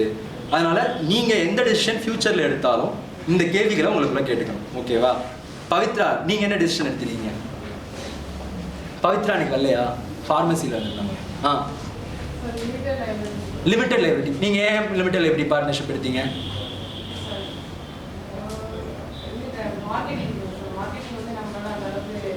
நான் ஏற்கனவே சொன்னதான், ஃபார்மசியா இருக்குன்னா அங்கே ஏகப்பட்ட பிக் ஜெயண்ட் இருக்கும்போது நம்ம வந்து ஈஸியாக டெக்னாலஜியை ட்ரான்ஸ்ஃபர் பண்ணிட்டு போகிறது தான் வெரி வைஸ் டெசிஷன். ஓகே, வேற யாராவது ஒரு டெசிஷனுக்கு அரைவாயிருக்கீங்களா? நீங்க என்ன? Sole proprietorship. Very good. ஏன் சோல் ப்ரொப்ரைட்டர்ஷிப்? ஃபர்ஸ்ட் கேள்வி என்ன? சோல் ப்ரொப்ரைட்டர்ஷிப் கன்வென்ஷனல் பிஸ்னஸ்ங்கிறதுனால சோல் ப்ரொப்ரைட்டர்ஷிப். ஸோ எல்லாருக்குமே இப்போ ஒரு கிளாரிட்டி கிடைச்சிருச்சா? என்ன கேட்டகரின்னு ஒரு மைண்டுக்குள்ள வந்துருச்சா? யாருக்காவது அப்துல் மாதிரி ஏதாவது கன்ஃபியூஷன் இருக்கா? இப்போ உங்களுக்குமே கிளாரிஃபை ஆயிடுச்சு இல்லை அப்துல்? நீங்கள் இல்லைனா கூட 1-to-1 நம்ம இன்ட்ராக்ட் பண்ணும்போது இன்னும் டீப்பாக பேசலாம். ஸோ இப்போ ஏன்ட்ட ஒரு கேள்வி நீங்கள் கேட்பீங்கன்னு எதிர்பார்க்குறேன், யாருமே கேட்கலையே. 1% கம்பெனி அடுத்து வரேன். என் ஃபர்ம் என்னன்ட்டு கேட்கணும் இல்லையா? டு பி ஃப்ராங்க், நான் ஏற்கனவே சொன்ன மாதிரி இன்வெஸ்ட்மெண்ட் வந்து நான் ஆக்சுவலாக பிளான் பண்ணது கவர்மெண்ட் இருந்து ரைஸ் பண்ணணும்னு தான் எடுத்திருக்கேன். ஸோ என்னுடைய கேட்டகரி எதுவாக இருக்கும்னு நீங்கள் நினைக்கிறீங்க? இன்னைய டேட்டுக்கு வந்து என் கம்பெனி பிரைவேட் லிமிடெட் கம்பெனி தான். ஆனால் ஒரு 2 years பேக் நான் பிரைவேட் லிமிடெட் கம்பெனி ஆரம்பிக்கல. 2 years பேக் என்னுடைய கம்பெனி பார்ட்னர்ஷிப் கம்பெனியாக இருந்துச்சு. ஸோ இப்போ தான் நான் அதை பிரைவேட் லிமிடெடாக மாற்றிருக்கேன். ஸோ நானே வந்து என்னுடைய செல்ஃப் லேர்னிங் எக்ஸ்பீரியன்ஸில் தான் இந்த ட்ரீ வந்து உங்களுக்கு போட்டு கொடுத்துருக்கேன். ஓகேவா? ஸோ எந்த டெசிஷன் எடுக்கணும் அப்படிங்கிறதுனால நானே 2 வருஷத்துக்கு முன்னாடி அஃப்கோர்ஸ் நான் சொன்ன மாதிரி இங்கே தான் 2 வருஷம் இன்குபேஷன் சென்டரில் இருந்தேன். ஸோ நான் டெசிஷன் எடுக்கும்போது ஃபர்ஸ்ட் ஆரம்பிக்கும் போது பார்ட்னர்ஷிப் ஃபார்மாக தான் ஆரம்பித்தேன். லேட்டர் தான் எனக்கு நிறைய அதில் கொஞ்சம் ஸ்ட்ரகிள்ஸ் இருந்தது தெரிய வந்ததுனால இன்றைக்கி நான் ப்ரைவேட் லிமிடெட் கம்பெனியாக மாற்றிட்டேன். இப்போ ஓகே, ப்ரைவேட் லிமிடெட் கம்பெனிலேருந்து பார்ட்னர்ஷிப் மாற்றுறது ஓகே, பட் பார்ட்னர்ஷிப்லேருந்து ப்ரைவேட் லிமிடெட் மாற்றுறது ஓகே, அது எனக்கு லக்கிலி அது வந்து ஒரு பெரிய சேலஞ்சிங்காக இல்லை. பட் சிலர்லாம் நான் சொன்ன மாதிரி எடுத்தோடனே ப்ரைவேட் லிமிடெட் போயிடுவாங்க. எடுத்தோடனே ப்ரைவேட் லிமிடெட் போயிட்டு ப்ரைவேட் லிமிடெட்லாம் பார்ட்னர்ஷிப் மாற்றணும்னா அது ரொம்ப கஷ்டமான வேலை. ஸோ என்னுடைய எக்ஸ்பீரியன்ஸ், நான் பண்ண தப்பை வச்சு தான் இந்த டெரிவேஷனே உங்களுக்கு போட்டு கொடுத்துருக்கேன். ஸோ அதே தப்பை நீங்கள் பண்ணிடக்கூடாது, ஓகேவா? இன்னைக்கு என் கம்பெனி ப்ரைவேட் லிமிடெட், பட் நான் வந்து நானே ஒரு தப்பான டெசிஷன் 2 வருஷத்துக்கு முன்னாடி எடுத்திருந்தேன். ஸோ இப்போ எனக்கு சேஞ்ச் பண்ணுறதுக்கு ஒரு ஆப்பர்ச்சுனிட்டியும் கிடச்சிது. ஸோ அந்த எக்ஸ்பீரியன்ஸ் உங்களுக்கு ஷேர் பண்ணிக்கிட்டது மூலமாக நீங்களும் அதே தப்பை பண்ணிடக்கூடாதுன்னு தான் என்னுடைய கன்சர்ன், ஓகேவா? எல்லாருக்குமே இப்போ கிளாரிஃபை ஆயிடுச்சா? ஸோ இப்போ லீகல் விஷயங்கள் நம்ம முடிச்சாச்சு. இப்போ இந்த 1% கம்பெனி மேட்டருக்கு வருவோம். நான் என்ன சொல்லியிருந்தேன், 1% கம்பெனினாலும் அதில் வந்து 2 டேரக்டர்ஸ் வேணும் அப்படின்னு சொல்லியிருந்தேன் இல்லையா? ஆக்சுவலாக என்ன மேட்ரு அப்படின்னா 1% company is actually not a 1% company. அதில் வந்து ஒரு டெசிஷன் மேக்கர் இருப்பார், லைக் சோல் ப்ரொப்ரைட்டர்ஷிப். அங்கே ஒரு டெசிஷன் மேக்கர் தான் இருப்பார். கம்பெனியில் வந்து ஒரே ஒரு டெசிஷன் மேக்கிங் அத்தாரிட்டி தான் இருப்பார். அங்கே பெருசாக போர்ட் ஆஃப் டைரக்டர்ஸ்க்கு ரோல் இருக்காது. என்ன டெசிஷன் எடுத்தாலும் 1% டெசிஷன் எடுப்பார். ஆனால் அந்த 1%ங்கிறது ஒரு நேச்சுரல் பர்சன் தான் இல்லையா? அந்த நேச்சுரல் பர்சனுக்கு நாளைக்கு என்ன வேணாலும் ஆகலாம், கரெக்டாக? ஸோ நாளைக்கு ஏதாவது ஒரு விஷயம் நடந்து அவர் மேபி வந்து அவர் இறந்து போயிடுறாரு அப்படிங்கிற பட்சத்தில் அந்த கம்பெனி வந்து ஸ்டன் ஆகிடுது, கரெக்டாக? அவர் தான் டெசிஷன் மேக்கராக இருக்காரு. ஸோ அவர் டெசிஷன் மேக்கராக இருக்கும்போது அவர் எல்லா டெசிஷனும் எடுக்கிறாரு. பட் நாளைக்கு ஏதாவது ஒரு விதத்தில் ஏதாவது ஒரு அன்எக்ஸ்பெக்டட் சினரியோவில் அவர் வந்து இறந்து போயிடுறாருன்ற பட்சத்தில் அந்த கம்பெனியே வந்து அப்படியே ஸ்டன் ஆகிடுது. அது ஆகக்கூடாது அப்படிங்கிறதுக்காக ஒரு சப்ஸ்டியூட், அதை சப்ஸ்டியூட்னு லீகலாக சொல்லக்கூடாது, நாமினின்னு சொல்லுவாங்க. ஸோ ஒரு நாமினிங்கிற ஒருத்தரை வந்து நாமினேட் பண்ணியிருப்பார். நம்ம இன்சூரன்ஸ் பாலிசி எடுத்தால் போடுறாங்க இல்லையா நாமினின்னு சொல்லிட்டு. ஸோ அவங்க பேரண்ட்ஸ் எடுத்திருந்தாங்கன்னா போட்டிருப்பாங்க. ஸோ நாமினிங்கிற இவங்க இறந்துட்டாங்கன்னா அடுத்து இவங்க தான் அதுக்கு ரெஸ்பான்சிபிள், ஏதாவது ப்ரீமியம் இருந்தால் அவங்களுக்கு அது போகணும் அப்படின்னு சொல்லிட்டு ஒரு நாமினி நேம் போட்டு வைப்பாங்க, கரெக்டாக? அதே மாதிரி இந்த 1% கம்பெனியில் ஒரு பர்சன் தான் டெசிஷன் மேக்கராக இருப்பார். ஆனால் கூட ஒரு நாமினியும் இருப்பாங்க. அதனால தான் அதில் 2% இருக்காங்க. ஆனால் 2 பேருக்கு மேலே இருக்க மாட்டாங்க. ஸோ அந்த நாமினிக்கு ஏதாவது ஆனால் இன்னொருத்தவங்க அதெல்லாம் கிடையாது, அது அடுத்தபட்சம். அதனால 1% கம்பெனியை பொறுத்த வரைக்கும் 1% தான் டெசிஷன் மேக்கர். 1% டெசிஷன் மேக்கருங்கிறதுனால தான் அந்த 1% கம்பெனின்னு சொல்கிறோம். ஆனால் அதில் ஒருத்தவங்க சைலண்ட்டாக இருப்பாங்க. அவங்க வந்துட்டு ஃப்ரண்ட் எண்டில் இருக்க மாட்டாங்க, சைலண்ட்டாக அவங்க வந்து ஒரு சைலண்ட் பார்ட்னர்னு சொல்லுவாங்க இல்லையா? ஒரு பேருக்கு இருப்பாங்க, புடிச்சப்பா மாதிரி பேருக்கு இருப்பாங்க. ஃபுட்பாலில் ஒருத்தருக்கு அடிபட்டுருச்சுன்னா ஒரு சப்ஸ்டியூட் உள்ளே இருக்கிறோம் இல்லையா? கிரிக்கெட்டில் ஒருத்தருக்கு அடிபட்டுருச்சுன்னா சப்ஸ்டியூட் இருக்கிறோம் இல்லையா? அவங்க அந்த 11 பேர் விளையாடுறவங்க லிஸ்ட்டில் வர மாட்டாங்க, பட் அவங்களும் அந்த டீமில் இருப்பாங்க, கரெக்ட்? அதே மாதிரி இதில் 1% கம்பெனியில் ஒரு நாமினின்னு ஒருத்தவங்க ஒரு உப்புக்கு சப்பா மாதிரி இருப்பாங்க. இந்த பர்சனுக்கு நாளைக்கு நேச்சுரலாக ஏதாவது ஒரு பிரச்சனை வருதுங்கிற பட்சத்தில் அவங்க வந்து இந்த இதுக்குள்ளே வருவாங்க. ஸோ இப்போ இன்னொரு ஒரு கேள்வி உங்கள் மைண்டுக்குள்ளே வந்திருக்கணுமே, என்ன கேள்வி அது? 1% கம்பெனி இப்போ புரிஞ்சிச்சா? ஏன் 1% கம்பெனியில் 2 பேர் இருப்பாங்கன்னு? ஏன்னா ஒருத்தர் நாமினியாக சைலண்ட்டாக இருப்பார், ஒருத்தர் ஃப்ரண்ட் எண்டில் ஆக்டிவாக இருப்பார். அதனால தான் 1% வந்து ஒருத்தர் டெசிஷன் மேக்கராக இருக்கிறதுனால 1% கம்பெனின்னு சொல்கிறோம். ஆனால் இன்னொரு கேட்டகரி இருக்கு, ஒருத்தர் மட்டும் ஹேண்டில் பண்ணுற பிஸ்னஸ், சோல் ப்ரொப்ரைட்டர்ஷிப். சோல் ப்ரொப்ரைட்டர்ஷிப்பில் ஆஸ் பர் த நேம் ஒருத்தர் தான் இருப்பாங்க. இப்போ இன்னொரு கேள்வி உங்கள் மைண்டில் வரணுமே, அதில் நாமினியும் உண்டா இல்லையா அப்படின்னு வரணும். ஆக்சுவலாக அதில் நாமினி கிடையாது. இது ஏன் அப்படின்னா சோல் ப்ரொப்ரைட்டர்ஷிப் அப்படிங்கிறத ரெகுலேட் பண்ணுறது யார் அப்படின்னு பார்த்தீங்க அப்படின்னா இன்னைக்கு ஸ்டேஜ் வந்து ஜிஎஸ்டி வர்றதுக்கு முன்னாடி வரைக்கும் சோல் ப்ரொப்ரைட்டர்ஷிப்ங்கிற கன்சர்ன் இருந்துச்சு. ஜிஎஸ்டி வந்ததுக்கப்புறம் எந்தெந்த ஃபர்ம்ஸ்க்குலாம் ஜிஎஸ்டி இருக்குதோ அவங்க எல்லாரும் சோல் ப்ரொப்ரைட்டர்ஷிப்ங்கிற மாதிரி ஒரு ஆர்டர் பாஸ் பண்ணிட்டாங்க. ஸோ இப்போ சோல் ப்ரொப்ரைட்டர்ஷிப்ங்கிற கம்பெனியை வந்து ரெகுலேட் பண்ணுற லா என்னன்னு பார்த்தீங்கன்னா ஜிஎஸ்டி லா தான் வந்து ரெகுலேட் பண்ணுது. ஆனால் மற்ற எல்லா category except sole proprietorship and partnership மற்ற எல்லா கேட்டகரியும் ரெகுலேட் பண்ணுறதுக்கு ஒரு டெடிகேட்டட் மினிஸ்டர், யூனியன் மினிஸ்டர் இருக்காரு. ஸோ அவருக்கு கீழே தான் மற்ற எல்லா கேட்டகரியுமே ரெகுலேட் பண்ணுறாங்க. ரெகுலேட் பண்ணுறதுனா அவங்கள்ட்ட தான் வந்து எல்லா விஷயங்களுமே ரிப்போர்ட் பண்ணணும், நம்ம கம்பெனி டீட்டெயில்ஸ். நம்ம நோட்டீஸ் அனுப்புவாங்கன்னு கூட சொன்னேன் இல்லையா? அவங்கள்ட்ட தான் அந்த நோட்டீஸ் வரும், எதையா டியூ டேட் மிஸ் பண்ணிட்டா நோட்டீஸ் வர்றது. ஸோ அதை வந்து மினிஸ்ட்ரி ஆஃப் கார்பரேட் அஃபேர்ஸ்ன்னு சொல்லுவாங்க. அதாவது சோல் ப்ரொப்ரைட்டர்ஷிப்பை ரெகுலேட் பண்ணுறது ஜிஎஸ்டி கீழே தான் சோல் ப்ரொப்ரைட்டர்ஷிப் கன்சர்ன் வந்து ரெகுலேட் ஆகுது. மீதி இருக்கிற பார்ட்னர்ஷிப்பு சோல் ப்ரொப்ரைட்டர் தவிர்த்து மீதி இருக்கிற எல்லா கேட்டகரியுமே ரெகுலேட் பண்ணுறது மினிஸ்ட்ரி ஆஃப் கார்பரேட் அஃபேர்ஸ். அப்போ பார்ட்னர்ஷிப்பை ரெகுலேட் பண்ணுறது யாருன்னு பார்த்தீங்க அப்படின்னா ஒவ்வொரு ஸ்டேட்லையும் வந்து பார்த்தீங்கன்னா பதிவுத்துறை ரெஜிஸ்ட்ரேஷன் டிபார்ட்மெண்ட் இருக்கும் இல்லையா? அது கீழே ரெஜிஸ்ட்ரார் ஆஃப் ஃபர்ம்ஸ் அப்படின்னு இருக்கும். ஸோ அந்த ரெஜிஸ்ட்ரார் ஆஃப் ஃபர்ம்ஸ் தான் வந்துட்டு பார்ட்னர்ஷிப் ஃபார்மை ரெகுலேட் பண்ணுறோம். ஸோ மொத்தம் 3 கவர்னிங் பாடிஸ் இருக்குது. ஒன்று ஜிஎஸ்டி ஆக்ட் கீழே சோல் ப்ரொப்ரைட்டர்ஷிப் ரெகுலேட் பண்ணுறாங்க. அதுக்கடுத்து பார்ட்னர்ஷிப் ஃபார்மில் வந்து பார்த்தீங்க அப்படின்னா உங்களுக்கு ஸ்டேட் கவர்மெண்ட்டில் இருக்க ரெஜிஸ்ட்ரார் ஆஃப் ஃபர்ம்ஸ் ரெகுலேட் பண்ணுறாங்க. பேலன்ஸ் இருக்கிற எல்லா கேட்டகரியுமே வந்து பார்த்தீங்கன்னா யார் ரெகுலேட் பண்ணுறாங்க? Ministry of corporate affairs. So இப்போ இது எதுக்கு நான் ரெகுலேட்டரி பாடி கான்செப்டை கொண்டு வந்தேன் அப்படின்னா இந்த சோல் ப்ரொப்ரைட்டர்ஷிப் கன்சர்ன் ஒன்று இருக்கு இல்லையா, அந்த சோல் ப்ரொப்ரைட்டர்ஷிப் கன்சர்னுக்கு ஒரு பேன் கார்டு வந்து கொடுப்பாங்க. எல்லா கம்பெனிக்குமே ஒரு பேன் கார்டு கொடுப்பாங்க. அதாவது நம்மளுடைய டேக்ஸ் எல்லாத்தையுமே வந்து எதை வச்சு கால்குலேட் பண்ணுறாங்க, நீங்கள் சேலரிட் எம்ப்ளாயாக இருக்கலாம், இல்லை பிஸ்னஸ் பர்சனாக இருக்கலாம், யாராக வேணாலும் இருக்கலாம். இது எல்லாத்தையுமே வந்து என்ன பர்டிகுலர் நம்பரை வச்சு பண்ணுறாங்கன்னா பேன் ஃபுல் ஃபார்ம் வந்து பர்சனல் அக்கௌண்ட் நம்பர். அந்த ஒரு அக்கௌண்ட் நம்பர் நீங்கள் 10 அக்கௌண்ட் கூட வச்சிருக்கலாம். அது எல்லாத்தையுமே சென்ட்ரலைஸ்டாக ஒரே பேன் இந்த தட்டினா வந்துடுது கரெக்டாக. உங்களுடைய பெர் கேபிட்டல் இன்கம் என்ன எல்லாமே அந்த டீட்டெயில்ஸ் எல்லாமே கவர்மெண்ட்டால் பார்க்க முடியும் உங்கள் பேன் டீட்டெயில்ஸை வச்சு. ஸோ இப்போ இந்த சோல் ப்ரொப்ரைட்டர்ஷிப் கன்சர்னில் மட்டும் பார்த்தீங்க அப்படின்னா பிஸ்னஸ்க்கு தனி பேன், இண்டிவிஜுவலுக்கு தனி பேன் கொடுக்குறதில்ல. பிஸ்னஸ்க்கும் இண்டிவிஜுவலுக்கும் சேர்த்து ஒரே ஒரு இன்டகிரேட்டட் பேன் தான். ஆனால் மற்ற எல்லா கேட்டகரியிலையுமே தனித்தனி பேனாக இருக்குது.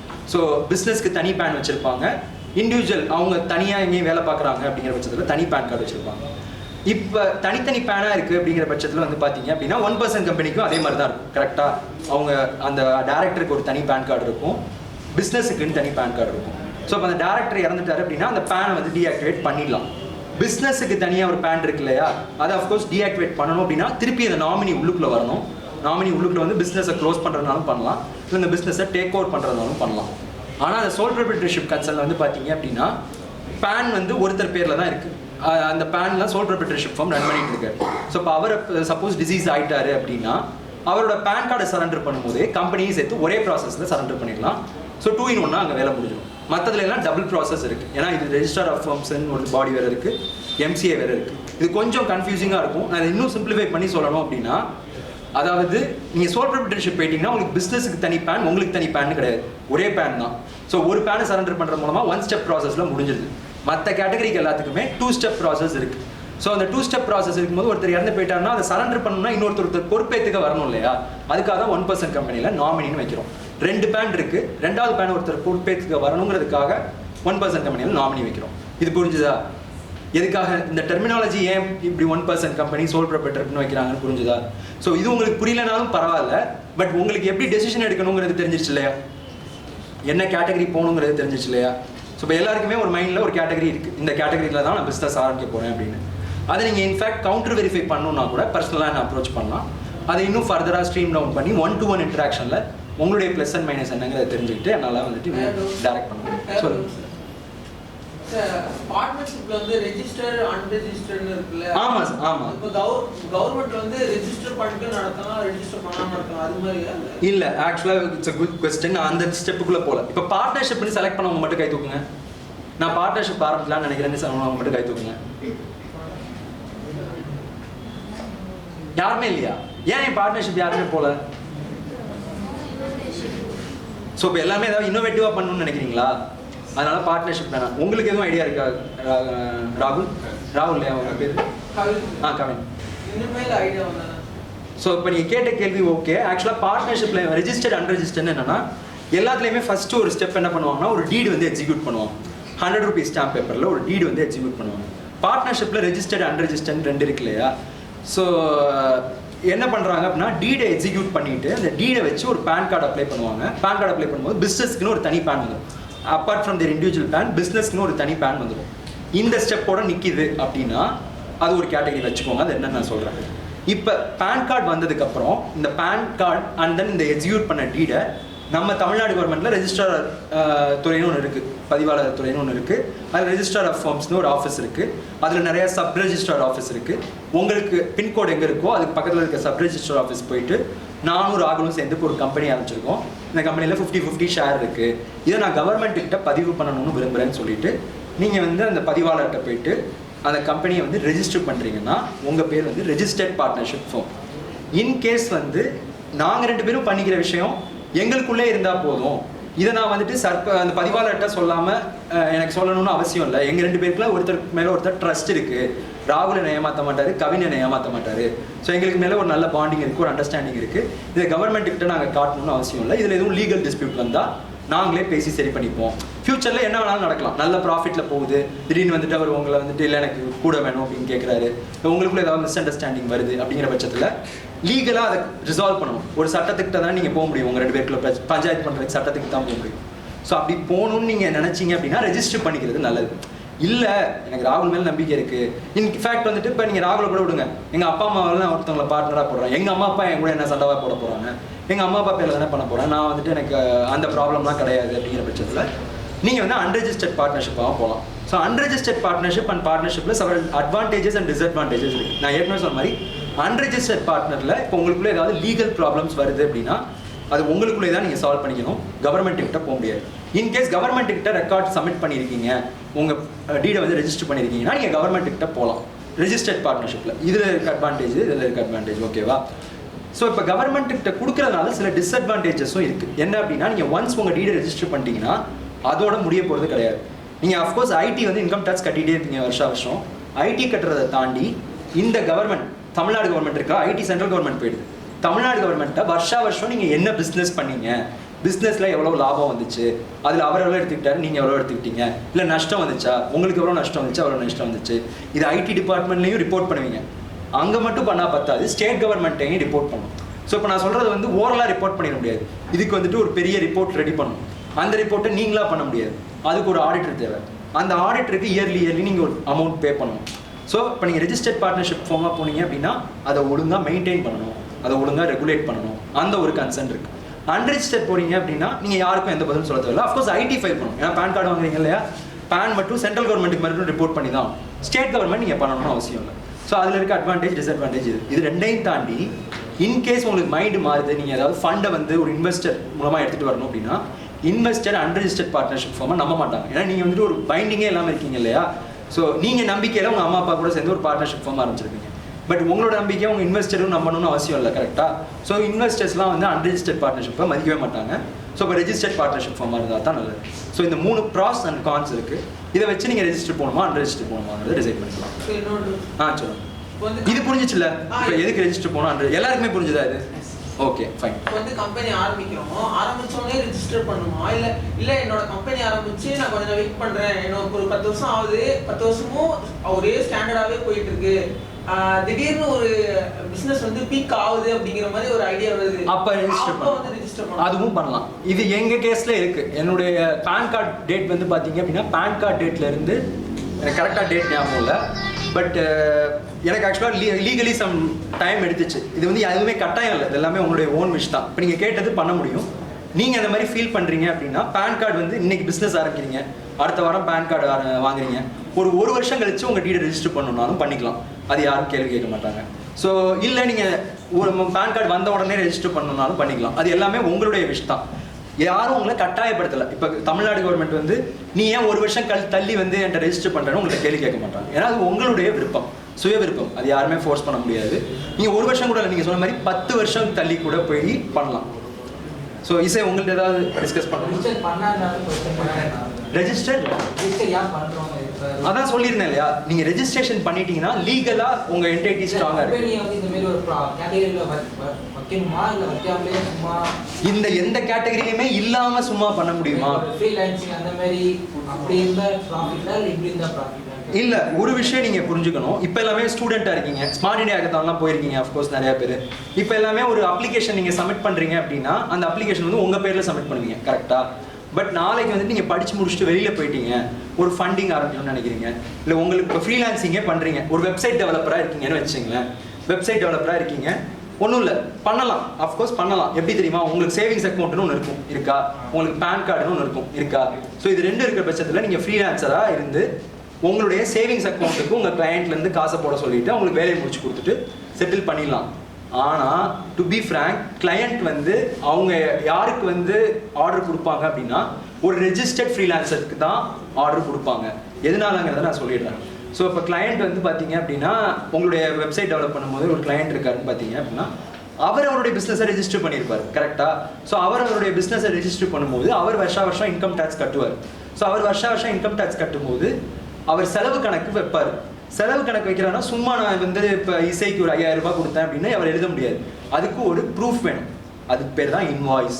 ஸோ இன்வாய்ஸ் தேவை அப்படிங்கிறதுனால நீங்கள் வந்து ஒரு இன்வாய்ஸ் கொடுக்கணும் அப்படின்னா இந்த 5 கேட்டகரியில் ஏதாவது ஒரு கேட்டகரியில் ஒரு கம்பெனி வச்சுருந்தா தான் உங்களால் இன்வாய்ஸ் கொடுக்க முடியும். ஸோ 5000 ரூபாய் வருதுன்னா அந்த இன்வாய்ஸ் வந்து நீங்கள் கொடுப்பீங்க. அந்த இன்வாய்ஸை ஒரு ஐடி டிபார்ட்மெண்ட்டில் வச்சு ராகுலுக்குன்னு 5000 ரூபாய், இசைக்கு நான் ஒரு 5000 ரூபாய் கொடுத்துருக்கேன் அப்படின்னு சொல்லி சப்போர்ட்டிங் டாக்குமெண்ட்டாக அவர் வச்சு ஃபைல் பண்ணிடுவாங்க. இந்த இன்வாய்ஸுக்காக நீங்கள் கம்பெனி ரெஜிஸ்டர் பண்ணணும். இன்கேஸ் உங்கள் கஸ்டமர் வந்துட்டு அவரும் ஒரு ஸ்டார்ட் அப், அவரும் ஒரு அன்ரெஜிஸ்டர்ட் கம்பெனி, எனக்கு இன்வாய்ஸ்லாம் வேணாம், நான் உங்களுக்கு சும்மா ஃபோன்பேயில் அனுப்பிச்சி விட்டுறேன் சேவிங்ஸ் அக்கௌண்ட்டுக்கு நீங்கள் பண்ணி கொடுத்துருங்கன்னா வெல் அண்ட் குட். அங்கே வந்துட்டு உங்களுக்கு வந்துட்டு எதுவுமே டிரான்ஸ்பரண்ட்டாக எதுவுமே பண்ண தேவையில்லை. அஃப்கோர்ஸ் அதுவும் வந்து அக்கௌண்டபிள் தான். ஏன்னா நீங்கள் பேன் கார்டு வச்சு பண்ணுறீங்க, சேவிங்ஸ் அக்கௌண்ட்டில் பண்ணுறீங்க, வருஷத்துக்கு ஒரு குஷனுக்கு மேலே போகும்போது டேக்ஸ் நீங்கள் கட்டிடுவீங்க. அது லீகல் தான் அண்ட் ஆல்சோ எத்திக்கல். பட் வந்து ப்ரிஃபரபிள் எதுங்கிறது நீங்கள் டிசைட் பண்ணிக்கோங்க. ஸோ இன்வாய்ஸ் கொடுக்கணும் அப்படிங்கிற பட்சத்தில் நீங்கள் வந்து கண்டிப்பாக அந்த 5 கேட்டகரியில் ஏதாவது ஒரு கேட்டகரி போய் தான் ஆகணும். அது ஒரு முக்கியமான விஷயம். இன்னொரு முக்கியமான விஷயமும் இருக்குது. So over the period of time நீங்கள் இப்போ வந்து உங்கள் சேவிங்ஸ் அக்கௌண்ட்லேயே ட்ரான்சாக்ஷன் மெயின்டைன் பண்ணிட்டு வர்றீங்க. டக்குன்னு வந்துட்டு இந்த ஃப்ரீலான்சிங் கம்பெனியை ஒரு கம்பெனியாக ஸ்கேல் பண்ணணும்னு நினைக்கிறீங்க. அதுக்கு ஒரு மினிமம் ஒரு லோனோ கூட தேவைப்படுது அப்படின்னா நீங்கள் உங்கள் சேவிங்ஸ் அக்கௌண்ட்லேயே வாங்கினீங்க அப்படின்னா அதுக்கு வந்துட்டு பேங்க் வந்து கணக்கில் எடுத்துக்காது. இன்கேஸ் ஒரு கரண்ட் அக்கௌண்ட் ஓப்பன் பண்ணணும்னா இந்த 5 கேட்டகரியில் ஏதாவது ஒரு கேட்டகரியில் கம்பெனியை ஓப்பன் பண்ணிடணும். கரண்ட் அக்கௌண்ட் ஓப்பன் பண்ணி நீங்கள் நிறைய பேருக்கு இன்வாய்ஸ் கொடுத்து ஒரு ட்ராக் ரெக்கார்டு வச்சிருக்கீங்க. ஒரு 3 வருஷம் ஃப்ரீலான்சராக உங்கள் சேவிங்ஸ் அக்கௌண்ட்டில் ட்ரான்சாக்ஷன் மெயின்டைன் பண்ணாமல் கரண்ட் அக்கௌண்ட்டில் ட்ரான்சாக்ஷன் மெயின்டைன் பண்ணிக்கிற பட்சத்தில் பேங்க்கும் சரி இல்லை வேறு ஏதாவது இன்வெஸ்டர்ஸும் சரி உங்களை நம்பி இன்வெஸ்ட் பண்ணுவாங்க. ஸோ உங்களுடைய கிரெடிபிலிட்டியை ஷோகேஸ் பண்ணுறதுக்கு இந்த கேட்டகரியில் ஏதாவது ஒரு கேட்டகரி கண்டிப்பாக போய் தான். ஸோ சோல் ப்ரொப்ரைட்டர்ஷிப் நீங்கள் எடுத்துக்கலாம். அந்த கேஸில் வந்து பார்த்தீங்க அப்படின்னா அதை நான் சஜஸ்ட் பண்ணுவேன். அது ரொம்ப காம்ப்ளிகேட்டட்லாம் கிடையாது, ரொம்ப சிம்பிள் தான். இன்ஃபேக்ட் சோல் ப்ரொப்ரைட்டர்ஷிப் ஓப்பன் பண்ணுறதுக்கு நான் இதுக்கான எக்ஸ்பென்சஸும் கூட சொல்கிறேன். சோல் ப்ரொப்ரைட்டர்ஷிப் ஓப்பன் பண்ணுறது ஃப்ரீ ஆஃப் காஸ்ட்டில் நீங்கள் பண்ணலாம். ஸோ அதுக்கு வந்து ஒரு 15 மினிட்ஸ் தான் செலவாகும். இப்போ கூட நீங்கள் இந்த வீட்டுக்கு போய் கூட பண்ணலாம். ஒரு போர்ட்டல் இருக்குது, ஒரு உத்தியம் ரெஜிஸ்ட்ரேஷன் போர்ட்டல்னு. ஸோ அந்த போர்ட்டலுக்குள்ளே போயிட்டு நீங்கள் உங்களுடைய பேன், உங்களுடைய ஆதார் வச்சு ஆத்தென்டிகேட் பண்ணி ஓடிபி போட்டு பண்ணிங்கனாலே 15 நிமிஷத்தில் உங்கள் பிஸ்னஸை நீங்கள் ரெஜிஸ்டர் பண்ணிக்கலாம். அதுதான் இருக்கிறதுலே ரொம்ப ஈஸியான கேட்டகரி. இப்போ ஃப்ரீலான்ஸராக இருக்கேன்னா ஒரு ஸ்ட்ரக்சராக பண்ணணும்னு நினைக்கிறேன்னா நீங்கள் அந்த சோல் ப்ரொப்ரைட்டர்ஷிப் கூட போகலாம். அது ரொம்ப காம்ப்ளிகேட்டட்லாம் கிடையாது. அதே மாதிரி இப்போ பார்ட்னர்ஷிப் பார்த்தீங்கன்னா அது ஒரு 7,000 செலவாகும் கம்பெனி ஆரம்பிக்கிறதுக்கு. வருஷம் ஒரு 2,000 ரூபாய் அதை மெயின்டைன் பண்ணுறது. நான் சொன்னேன் இல்லையா, ரெஜிஸ்டர்ட் பார்ட்னர்ஷிப். என்னப்பா கம்பெனி இருக்கணுமா இல்லை விர்ச்சுவலாகவே? Very good. ஸோ இசை கேட்ட இந்த கொஸ்டினுக்கு நான் ஒரு ஆன்சர் சொல்கிறேன். நீங்கள் ஒரு கம்பெனி ஆரம்பிக்கணும்னா நிறைய பேர் என்ன நினைப்பாங்கன்னா, நான் வந்து ஒரு கடையை வாடகைக்கு எடுக்கணும், இல்லை ஒரு இடத்த வாடகைக்கு எடுக்கணும், ஒரு ஆஃபீஸ் வாடகைக்கு எடுத்து அந்த ஆஃபீஸ் அட்ரஸில் கம்பெனி ஆரம்பிக்கணுங்கிற மாதிரி டவுட் இருக்கும். பட் டு பி ஃப்ராங்க், நீங்கள் ஒரு வாடகை வீட்டில் இருந்தீங்கன்னா கூட அந்த வாடகை வீட்டு அட்ரஸை உங்கள் கம்பெனி அட்ரஸை யூஸ் பண்ணிக்கலாம். அதுக்கு ஒரு என்ஓசி மட்டும் உங்கள் ஹவுஸ் ஓனர்கிட்ட நீங்கள் வாங்கி கொடுக்குற மாதிரி இருக்கும்.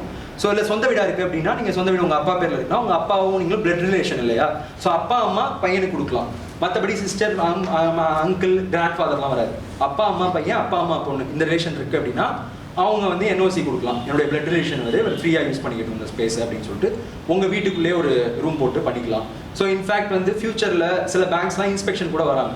அந்த பேங்க்ஸுக்கும் அஃப்கோர்ஸ் தெரியும். சும்மா நீங்கள் வந்து உங்கள் வீட்டில் உங்கள் பெட்ரூம் வந்து ஒரு ஆஃபீஸ் மாதிரி காட்டி அதில் வந்துட்டு ஒரு A3 சைஸ் பேப்பரில் ஒரு நாங்களாம் அப்படி தான் ஃபஸ்ட்டு கம்பெனி ஆரம்பித்தோம். வீட்டில் எங்களுடைய நாங்கள் ரெசிடென்ஸில் இருக்கிறவங்கள வந்துட்டு கதவுல ஒரு A3 சைஸில் கலர் பிரிண்ட் அவுட் எடுத்துகிட்டு அதை லேமினேட் பண்ணிட்டு அப்படி ஓட்டிட்டு பேங்க்ல வந்து விசிட் வரும்போது இதாக இருக்குது. நாங்கள் ஸ்டார்டிங்கில் இப்படி பண்ணிக்கிறோம்னா பேங்க் ஆஃப்கோர்ஸ் அதை புரிஞ்சுப்பாங்க. ஸோ இதுக்கு நீங்கள் ஒரு வாடகைக்கு ஒரு ஸ்பேஸ் எடுக்கணுங்கிற அவசியம் இல்லை. உங்கள் ரெண்டல் ஹவுஸ் ஆர் எய்தர் உங்கள் ஓன் ஹவுஸே கூட நீங்கள் வந்து யூஸ் பண்ணிக்கலாம். இதை தாண்டி வந்துட்டு இப்போ இன்குபேஷன் சென்டர்ஸ் இருக்கு இல்லையா, நீங்கள் அடுத்த ஸ்டேஜ் போகும்போது இன்குபேஷன் சென்டர் ப்ரெமிசஸையும் உங்கள் ஆஃபீஸாகவும் நீங்கள் யூஸ் பண்ணிக்கலாம். அதுக்கும் வந்து பார்த்தீங்கன்னா இங்கே கோவர்க்கிங் வந்து ரெண்டல் ஸ்டேஜில் இருக்குது. ஸோ ரெண்டல் வந்து பார்த்தீங்கன்னா கொஞ்சம் மந்த்லி வந்து ஒரு நாமினல் சார்ஜ் பண்ணுறாங்க. அதெல்லாம் நீங்கள் கேட்டுக்கோங்க. அதை அவங்களால அஃபோர்ட் பண்ண முடியுது. நீங்கள் நல்லா ரெவன்யூ ஏர்ன் பண்ணுறீங்க, உங்களை நிறைய பேர் வந்து பார்க்க வராங்க, பட் வீட்டுக்கு வர சொல்கிறதுக்கு சங்கடமாக இருக்குது. அவங்கள ஒரு நல்ல டீசெண்டான ஆஃபீஸ்க்கு வர சொல்லணும்னா இன்குபேஷன் சென்டரில் கோவர்க்கிங் ஸ்பேஸ் இருக்குது. ஸோ இப்போ வேகன்சியும் இருக்குது, 2-3 ஆஃபீஸ் ஓப்பனாக தான் இருக்குது. அந்த ஸ்டேஜுக்கு போகும்போது நீங்கள் அவங்களுடைய கோவர்க்கிங் ஸ்பேஸை மினிமம் காஸ்ட்டில் ரெண்டல் எடுத்துக்கலாம். அஃப்கோர்ஸ் வெளியிலே எடுக்கலாம். வெளியில் எடுக்கிறத விட இங்கே வந்து உங்களுக்கு கம்மியான காஸ்ட்டில் ரெண்டலில் உங்களுக்கு ஸ்பேஸ் கிடைக்கும். ஸோ ஸ்பேஸ் ரிலேட்டடான டவுட்ஸ் முடிஞ்சுதா? Address proof. அதே மாதிரி லீகல் எலிஜிபிலிட்டின்னு இன்னொன்று இருக்குன்னா 18+ இருக்கணும். ஸோ அடல்ட் மட்டும்தான் லீகலாக வந்துட்டு கம்பெனி ஆரம்பிக்க முடியும் இந்தியாவில். அதனால வந்து 18+ இருக்கவங்க எல்லாருமே வந்து கம்பெனி ஆரம்பிக்கலாம். இன்ஃபேக்ட் 13 வயசு இருக்கிற பிள்ளைங்களே கூட பார்த்தீங்கன்னா லிங்க்டின்ல பார்த்தீங்கன்னா சில குழந்தைங்கலாம் கம்பெனி வச்சிருக்காங்க. அவங்கெல்லாம் என்ன பண்ணுவாங்கன்னா பேக் எண்டில் இருப்பாங்க. அவங்க அப்பா பேர்லையோ அம்மா பேர்லையோ கம்பெனி ஆரம்பிச்சுட்டு பேக் எண்டில் இருந்து தான் எல்லா ஆப்ரேஷனுமே பார்க்க முடியுமே தவிர்த்து ஃப்ரண்ட் எண்டுக்கு வரணும்னா அவங்களுக்கு 18 வயசுக்கு மேலே ஆகும். ஸோ இந்தியா பொறுத்த வரைக்கும் 18 வயசு இருந்தால் போதும். படிப்பு இருக்கணும்னு அவசியம் இல்லை. அதே மாதிரி அவங்களுக்கு அந்த செக்டரில் அனுபவம் இருக்கணும்னு அவசியம் இல்லை. எதுவுமே தேவையில்லை. 18 வயசுக்கு மேலே இருந்தால் மேல் ஃபீமேல் யார் வேணாலும் கம்பெனி ஆரம்பிக்கலாம். ஸோ மேக்ஸிமம் ஏஜ் ரெஸ்ட்ரிக்ஷனும் எதுவும் கிடையாது. எத்தனை வயசு வேணாலும் மினிமம் 18 இருக்கணும். மேக்ஸிமம்னு எதுவுமே கிடையாது. யார் வேணாலும் எப்போ வேணாலும் ரிட்டையர்மெண்ட் ஏஜில் கூட நீங்கள் வந்து கம்பெனி ஆரம்பிக்கலாம். அதில் எந்த ஒரு விஷயமே கிடையாது. ஸோ வேறு ஏதாவது டவுட்ஸ் இருக்கா கம்பெனி ஆரம்பிக்கிறதுல? நான் அஃப்கோர்ஸ் இசை அட்ரஸ் பற்றி கேட்டார், ரெஜிஸ்டர்ட் அன்ரெஜிஸ்டர்ட் பற்றி நீங்கள் கேட்டீங்க. வேறு இன்னொரு டவுட்ஸ் சோல் இருக்குல்ல சார், இப்போ வந்து ஒரே ஒரு ஆள் தான் அந்த கம்பெனி ஆரம்பிக்கிறாங்க, பார்த்துக்க போகிறாங்க. இப்போ அவருக்கு ஏதாச்சும் விபத்து ஆயிடுச்சுன்னு வச்சுக்கோங்க, அவரே இல்லை. இப்போ அந்த கம்பெனி வந்து கவர்மெண்ட் டேக் ஓவர் பண்ணிருமா இல்லை அடுத்த ஃபேமிலி பார்ப்பாங்களா? ஒரு விஷயம் வந்து பார்த்தீங்க அப்படின்னா அந்த கம்பெனி வந்துட்டு அதுக்கப்புறம் நீங்கள் ரன் பண்ண முடியாது. ஆனால் முடிச்சு அந்த கம்பெனி அக்கௌண்ட்டில் போட்டு 10 லட்ச ரூபாய் வச்சுட்டு அவர் இறந்துட்டாருன்னு வச்சுங்களேன், அந்த பேங்க் அக்கௌண்ட் ஓப்பன் பண்ணும்போது அந்த பேங்க் அக்கௌண்ட் ஓப்பனிங் ப்ராசஸில் ஒரு நாமினி நேம் கேட்டு எழுதி வாங்கிக்குவாங்க. ஸோ அந்த ஆத்தரைஸ் நாமினி இருக்கிற காசை எடுத்துக்கிட்டு கம்பெனியை க்ளோஸ் பண்ணிட்டு வெளில வந்துடலாம். பட் மறுபடியும் அதை கண்டினியூ பண்ணணும்னு நினைச்சாங்கன்னா பண்ண முடியாது. புரியுதுங்களா? அதான் சோல் ப்ரொப்ரைட்டர்ஷிப்ல. பட் 1% பண்ண முடியும். ஏன்னா it is dependent on a separate PAN. அதுக்கு தனி பேன் கார்டு இருக்கு. அந்த நாமினி டைரக்டர் ப்ரொமோட் இன்ஃபேக்ட் வந்துட்டு பில் எழுதி வைக்கிறதுன்னு சொல்லுவாங்க இல்லையா? ஸோ அந்த மாதிரி எந்த ஒரு விஷயமே இல்லைன்னா கூட ஒருத்தர் திடீர்னு இறந்துட்டாரு அப்படின்னா நாமினி ஆட்டோமேட்டிக்காக எம்சிஏ கைட்லைன்ஸ் படி டைரக்டராக ப்ரொமோட் ஆயிடாரு. அவர் எடுத்த டெசிஷன் எல்லாமே இந்த நாமினி வந்து எடுக்கலாம். ஸோ அதுக்கான எல்லா பர்பஸுமே இவர் இறந்துட்டார், டெத் சர்டிஃபிகேட் வந்த உடனே இவர் ஆட்டோமேட்டிக்காக ப்ரமோட் ஆயிடுறாரு. எம்சிஏ போட்டெல்லாம் ஆட்டோமேட்டிக்காகவே நடந்துடும். இவரோட பேன் அந்த இடத்துல போயிடும், அவரோட பேன் வெளியில் போயிடும், இவர் டெசிஷன் மேக்கிங் அத்தாரிட்டியாக வந்துடுவார். ஆனால் சோல் ப்ரொப்ரைட்டர்ஷிப்பில் இருக்கிற பணத்தை எடுத்துக்கிட்டு வெளில வந்துடலாம். அது கவர்மெண்ட்டுக்கு போகாது, பயப்பட வேணாம். ஏன்னா நீங்கள் கரண்ட் அக்கௌண்ட் ஓப்பன் பண்ணும்போது இன்கேஸ் ஏதாவது ஆனால் யாருக்கு வந்து இந்த பணம் போகணும்னு சொல்லிட்டு ஒரு நாமினி கொடுப்பீங்க. அந்த கரண்ட் அக்கௌண்ட் நாமினி தனி ப்ராசஸ், அதுக்கும் கவர்மெண்ட்டுக்கும் சம்மந்தம் இல்லை. ஸோ அந்த கரண்ட் அக்கௌண்ட் நாமினிக்கு அந்த பணம் போயிடும். 10 லட்ச ரூபாய் வச்சுட்டு வந்து போயிடுறாருன்னா அந்த 10 லட்ச ரூபாய் போயிடும். இல்லை அந்த பிஸ்னஸ் நல்லா போயிட்டு இருக்கு, அதை இன்னும் நான் எடுத்து நடத்தணும்னு பார்க்குறேன் அப்படிங்கிற பட்சத்தில் அதே பேரில் நடத்துறது கஷ்டம். ஸோ அது ஒரு விஷயம் இருக்குது. மற்றபடி அதை அப்படியே எடுத்துக்கிட்டு வெளியில் வந்துடுறதுனா ஈஸியாக இருக்கும். ஸோ இப்போ 1% கம்பெனியில் மெயின் ஓனர் இறந்துட்டாரு, அதுக்கு ஒரு நாமினி அதுக்கு ஓனர் ஆகிடுறாரு, ப்ரொமோட் ஆகிடுச்சு. இப்போ அந்த நாமினி ஓனர் ஆனதுக்கு அப்புறமா அவர் வேற ஒரு நாமினி ரெஜிஸ்டர் பண்ணணும். ஏன்னா நாமினி வந்து டேரக்டராக ப்ரொமோட் ஆயிடுறாரு. டேரக்டருக்கு நாமினியை அசைன் பண்ணுறதுக்கான பவர்ஸ் கிடைச்சிடும். ஸோ அவர் எப்போ ப்ரொமோட் ஆகிறாரோ அடுத்த ஸ்டெப்பே வந்து பார்த்தீங்க அப்படின்னா அவர் போடுற கையெழுத்து ஃபார்மே வந்து பார்த்தீங்கன்னா அடுத்த நாமினியை நாமினேட் பண்ணுறதுக்கான ஃபார்மாக தான் இருக்கும். ஸோ 1% கம்பெனியில் எப்போவுமே 2 பேர் இருந்துகிட்டே தான் இருப்பாங்க. மினிமம் 2 பேர் தான். 1%ல 3வது நாமினி 2வது நாமினின்னு இருக்கிறது இல்லை. இந்த நாமினி டேரக்டரானா அடுத்த ஒரு நாமினி, அப்புறம் அவரே இறந்துட்டாருன்னா அடுத்த நாமினி பண்ணுவாங்க, அடுத்த நாமினி. ஸோ ஒருத்தர் போகையில் ஒருத்தர் உள்ள வருவாங்க, போகையில் உள்ள வருவாங்க. வந்து எப்போவுமே 2 பேர் இருந்துகிட்டே இருப்பாங்க. 1% கம்பெனி இஸ் நெவர் 1% கம்பெனி. அது ஏன் 1% கம்பெனின்னு சொல்கிறோம்னா எப்போவுமே டெசிஷனை ஒருத்தர் எடுக்கிறதுனால 1% சொல்கிறோம். ஆனால் 1% கம்பெனியில் எப்போவுமே 2 பேர் இருப்பாங்க. 2 பேருக்கு மேலே இருக்க மாட்டாங்க, 2 பேருக்கு கீழே இருக்க மாட்டாங்க. அது ஒன்று தான். ஸோ நீங்கள் கேட்ட கொஸ்டின் கரெக்ட். புரிஞ்சிச்சா? டவுட். லைபிலிட்டி மனுஷன் இருக்குல்ல, ஆமாம், அது B2B பிசினஸ் ஓனா இல்லை வேறயா? B2Bங்கிறது தனிப்பா. ஆக்சுவலாக B2B, B2C, D2C அது வந்து பார்த்தீங்க அப்படின்னா அந்த மார்க்கெட்டிங் விஷயம் இருக்கு இல்லையா, அதில் சொல்லக்கூடிய சேனல்ஸ். ஸோ அது வேற, இது வேற. இது கேள்விப்பட்டிருக்கீங்க இல்லையா? B2B, B2C, D2C, C2Cலாம் கூட இருக்கு. இந்த இது கேள்விப்பட்டிருக்கீங்களா? Customer, C for customer, B for business. ஆனால் அதுவும் இதுக்கும் சம்மந்தம் இல்லை. இது வந்து லீகல் ஸ்ட்ரக்சர்ஸ். ஓகேவா? லீகலாக இந்த டெர்மினாலஜிஸ் வச்சு, இந்த 5 டெர்மினாலஜிஸ் வச்சு இதெல்லாமே சொல்கிறோம். அந்த B2B அதெல்லாம் என்னன்னா மார்க்கெட்டிங் பார்ட்டில் வரும், மார்க்கெட்டிங் சேனல்ஸ். ஸோ இப்போ இந்த லீகல் ஸ்ட்ரக்சர்ஸ் எல்லாம் ஒவ்வொரு ஏஜென்சி வந்து ரெகுலேட் பண்ணுறாங்க. கரெக்டாக? அதுக்கு அப்படி ரெகுலேட்டரி ஏஜென்சிலாம் ஒன்றும் கிடையாது. அதுக்கு நீங்கள் வந்து உங்களுக்கு பிடிச்சதை நீங்கள் வச்சுக்கலாம். ஸோ ஃபார் எக்ஸாம்பிள் இப்போ நீங்கள் இப்போ டெக்னாலஜி ட்ரான்ஸ்ஃபர் கம்பெனி ஆரம்பிக்கிறீங்க. ஸோ அதுக்கு லிமிடெட் லைபிலிட்டி பார்ட்னர்ஷிப் ஆரம்பிச்சிட்டிங்க. அப்போ வந்து நீங்கள் வந்து ஒரு பிஸ்னஸ் ஓனர். கரெக்டாக? நீங்கள் பிஸ்னஸ் ஓனர் வந்துட்டு பார்த்தீங்க அப்படின்னா இன்னொரு கம்பெனி, இப்போ ஃபார்மசிலே கூட சொன்னீங்க இல்லையா பவித்ரா, அவங்க என்ன சொன்னாங்கன்னா அந்த இதை வந்து இன்னொரு கம்பெனிக்கு விற்க போகிறாங்க. அந்த கம்பெனியும் ஒரு மேன்கைண்ட் ஃபார்மாவோ இல்லை சொலராவோ ஒரு ஃபார்மா அவனும் ஒரு பிஸ்னஸ் பண்ணுறவங்க தான் இருப்பாங்க. ஸோ இவங்களும் அவங்களும் பிங்கிறப்ப B2Bங்கிற சேனல் வரும். ஸோ அது வந்து marketing channel. Marketing channels classification பார்த்தீங்கன்னா B2Bங்கிறது புரிஞ்சிருக்கும்னு நினைக்கிறேன். பிஸ்னஸ்லேருந்து பிஸ்னஸ் விற்கிறாங்கன்னா அது வந்து B2B சேனல். இப்போ ஒரு ஹோட்டலுக்கு வந்துட்டு நீங்கள் வந்து பருப்பு விற்கிறீங்க அப்படின்னா நீங்களும் பிஸ்னஸ் பண்ணுறீங்க, அந்த ஹோட்டலுக்காரனும் பிஸ்னஸ் பண்ணுறான். Business to business. அதுவே வந்து அந்த ஹோட்டலுக்கு நீங்கள் விற்காம நீங்கள் டேரெக்டாக ஒரு கஸ்டமர்கிட்ட விற்கிறீங்க அப்படின்னா நீங்கள் B, C ஃபார் கஸ்டமர், அது B2C.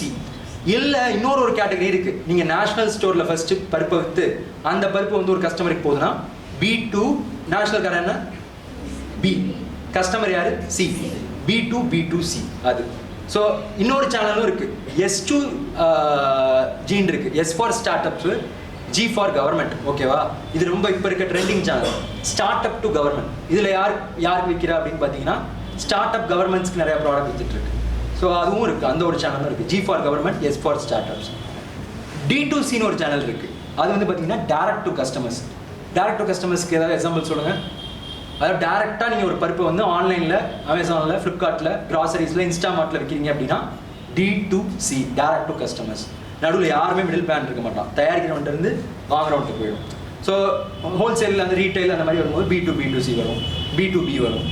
இப்போ ஒரு ஆட்டோமொபைல் ஸ்பேர் பார்ட் வந்து ஹுண்டாய் கம்பெனிக்கு விற்கிறீங்க அப்படின்னா B2B. அதே வந்துட்டு நீங்கள் வேறு ஒரு ஸ்பேர் பார்ட் கடை வச்சு விற்கிறீங்க அப்படின்னா B2C. ஸோ ஹார்ட்வேர் ஷாப் வச்சுருக்கீங்க அப்படின்னா B2C. ஸோ அது சேனல்ஸ் வந்து தனி. சேனல்ஸுக்கு வந்துட்டு பார்த்தீங்கன்னா ரெகுலேட்டரி பாடி அப்படிங்கிறதுலாம் அது கிடையாது. பட் இந்த லீகல் ஸ்ட்ரக்சர்ஸுக்கு தான் நான் சொன்ன மாதிரி 3 ரெகுலேட்டரி பாடி இருக்குது. என்னென்ன? எதுப்பா மினிஸ்ட்ரி ஆஃப் கார்ப்பரேட் அஃபேர்ஸ். அது வந்து எதுன்னு பார்த்தீங்கன்னா LLB, OBC and private limited. இன்னொன்று ரெஜிஸ்டர் ஆஃப் ஃபார்ம்ஸ், அது எதுக்கு பார்ட்னர்ஷிப்புக்கு. இன்னொன்று என்ன ஜிஎஸ்டி, எதுக்கு சோல் ப்ரொப்ரைட்டர்ஷிப். ஆக்சுவலாக ஜிஎஸ்டி வந்து சோல் ப்ரொப்ரைட்டர்ஷிப்பை ரெகுலேட் பண்ணுது. அதை தாண்டி மற்ற கேட்டகரியில் இருக்கவங்களுக்கும் வந்து பார்த்தீங்கன்னா ஜிஎஸ்டி அப்ளிகபிள். உத்தியமும் அதே மாதிரி தான். உத்தியம் வந்து சோல் ப்ரொப்ரைட்டர்ஷிப் ரெகுலேட் பண்ணுது. அதை தாண்டி மற்ற கேட்டகரியில் இருக்கவங்களுக்கும் உத்தியமும் அப்ளிகபிள். ஸோ அதெல்லாம் இன்னும் டீப்பாக போகணும். அந்த டாபிக்ஸ்லாம் வந்து நீங்கள் இன்னும் பர்சனலைஸ்டாக எனக்கு இந்த ஐடியா இருக்கு நான் ஆரம்பிக்கணும் வரேன் அப்படின்னா நீங்கள் கேட்டு தெரிஞ்சுக்கணும். இப்போ எல்லாருக்குமே கிளாரிட்டி கிடச்சிருச்சா என்ன கம்பெனி ஆரம்பிக்கிறதுன்னு? இப்போவும் யாருக்காவது டவுட் இருந்ததுன்னா நீங்கள் ஆஃப்டர் த செஷன் கேட்கலாம். சொல்லுங்கள். ரெஜிஸ்டர் அண்ட் ரெஜிஸ்டர் ஆமாம் ஆமாம்.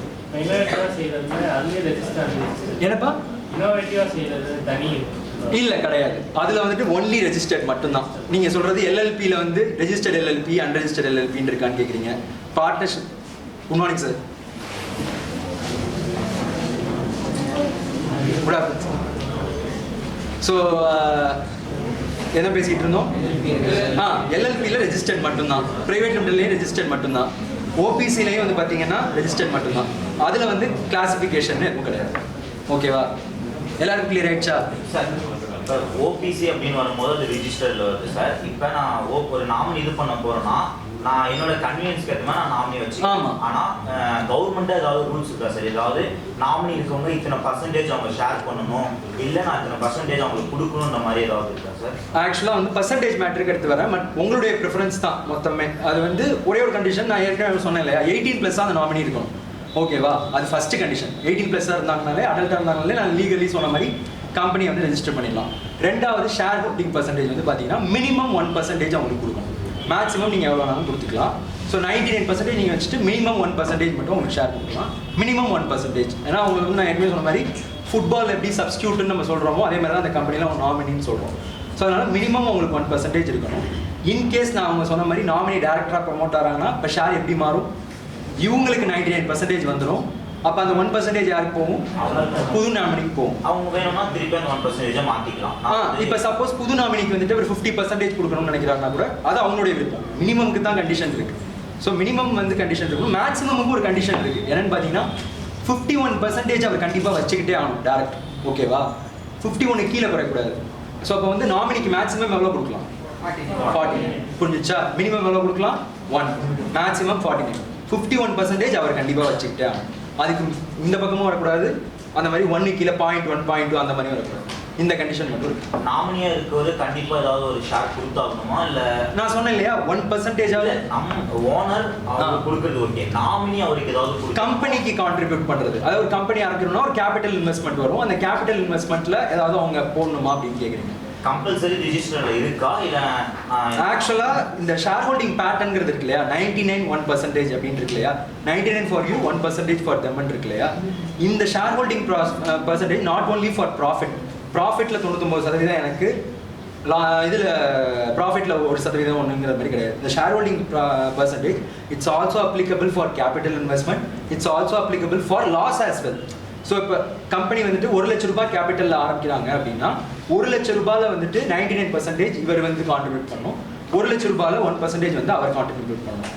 இல்லை அதே மாதிரி வந்து பார்த்தீங்க அப்படின்னா இப்போ லாஸ் வருது அப்படின்னா அந்த லாஸ்க்கு பொறுப்பேற்றுக்கணும்ல.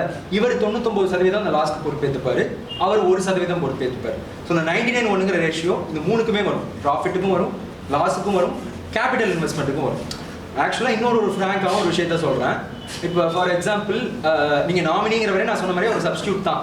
அவர் வந்துட்டு சப்போஸ் அவர்கிட்ட காசு இல்லை, அந்த 1% போடுறதுக்குலாம் என்கிட்ட காசு இல்லை அப்படின்னு நினச்சிங்கன்னா, கவர்மெண்ட்டை பொறுத்த வரைக்கும் அவரோட சேவிங்ஸ் அக்கௌண்ட்லேருந்து கம்பெனி அக்கௌண்ட்டுக்கு அந்த 1% பணம் வந்திருக்கணும். அதை மட்டும்தான் அவங்க பார்ப்பாங்க. அந்த சேவிங்ஸ் அக்கௌண்ட்டுக்கு எப்படி பணம் வந்துச்சுங்கிறத அவங்க பார்க்க மாட்டாங்க. நீங்கள் அப்படியே அவர் சேவிங்ஸ் அக்கௌண்ட்டில் போட்டு அதை அப்படியே இந்த அக்கௌண்ட்டுக்கு பார்த்து சொன்னீங்கனாலே முடிஞ்சு போச்சு. அவங்கள பொறுத்த வரைக்கும் எங்கள் சோர்ஸ் எல்லாம் பார்க்க மாட்டாங்க. அவருடைய சேவிங்ஸ் அக்கௌண்ட்லேருந்து கம்பெனி கரண்ட் அக்கௌண்ட்டுக்கு ட்ரான்ஸ்ஃபர் ஆயிருக்கா 1% தான் பார்ப்பாங்க. ஸோ அது சட்டத்தில் இருக்கக்கூடிய சலுகைகள் ஆர் ஓட்டைகள் கூட சொல்லலாம். ஸோ அந்த வழியில் நீங்கள் அவர் சேவிங்ஸ் அக்கௌண்ட்டுக்கு இப்போ அவர் ஒரு 1 லட்ச ரூபாயில் வந்துட்டு ஒரு 10,000 ரூபாய் போடுற மாதிரி இருக்குன்னா அந்த 10,000 ரூபாய் வந்துட்டு நீங்கள் அவர் சேவிங்ஸ் அக்கௌண்ட் போட்டு அவர் சேவிங்ஸ் அக்கௌண்ட் வந்து கரெக்ட் அக்கௌண்ட் போட சொன்னீங்கன்னா அவர் போட்டாருன்னு சொல்லி கணக்கு காமிச்சு முடிச்சிடலாம். நாமினி யாரா வேணாலும் இருக்கலாம். நாமினி ரிலேட்டடாக இருக்கலாம். 18+ மட்டும் இருக்கணும், அவ்வளோதான். மற்றபடி எந்த கண்டிஷன் கிடையாது. Very good. இப்போ நிறையா புரிஞ்சதுனால தான் நிறைய பேர் நிறைய டவுட்ஸ் கேட்குறீங்கன்னு நினைக்கிறேன். கரெக்டாக? I'm happy for it. So almost இன்னொரு செஷன் வேறு இருக்கு இல்லையா, ஸோ அதுக்குள்ளே கண்டிப்பாக போகணும். இதில் நிறையா டவுட்ஸ் டிஸ்கஸ் பண்ணிட்டீங்க. வேறு ஏதாவது இருக்கா? ஓகே, அடுத்த செஷன் ரொம்ப சிம்பிள் தான். ஏன்னா அது வந்து ஃபண்டிங் ஆப்பர்ச்சுனிட்டிஸ் அப்படின்றதுனால எல்லாத்தையுமே நான் ஸ்லைடில் போட்டுட்டேன். ஸோ அதுக்காக தான் இது உங்களுக்கு புரியணுங்கிறதுக்காக தான் நான் அதிகமாக டைம் எடுத்துக்கிட்டேன். ஃபண்டிங் ஆப்பர்ச்சுனிட்டிஸை பொறுத்த வரைக்கும் பார்த்தீங்க அப்படின்னா நேற்று நான் பண்ண அதே ஸ்ட்ராட்டஜி தான். நேற்று என்ன பண்ணோம், கேஸ் ஸ்டடிஸ் நிறைய போட்டிருந்தேன் இல்லையா, கரெக்டா? நான் குயிக்காக முடிச்சிடுறேன். ஸோ லஞ்சுக்கு ரொம்ப டைம் ஆகுது உங்களுக்கு.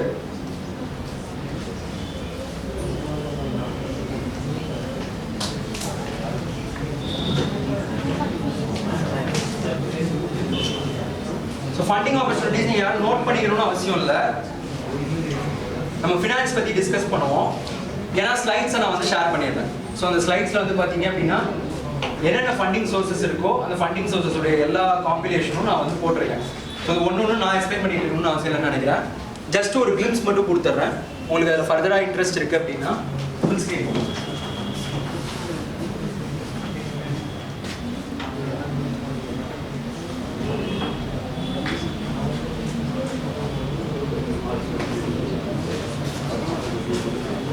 ஸோ ஃபண்டிங் ஆப்பர்ச்சுனிட்டி பொறுத்த வரைக்கும் நான் ஒரு கிளிம்ஸ் மட்டும் கொடுத்துட்றேன்.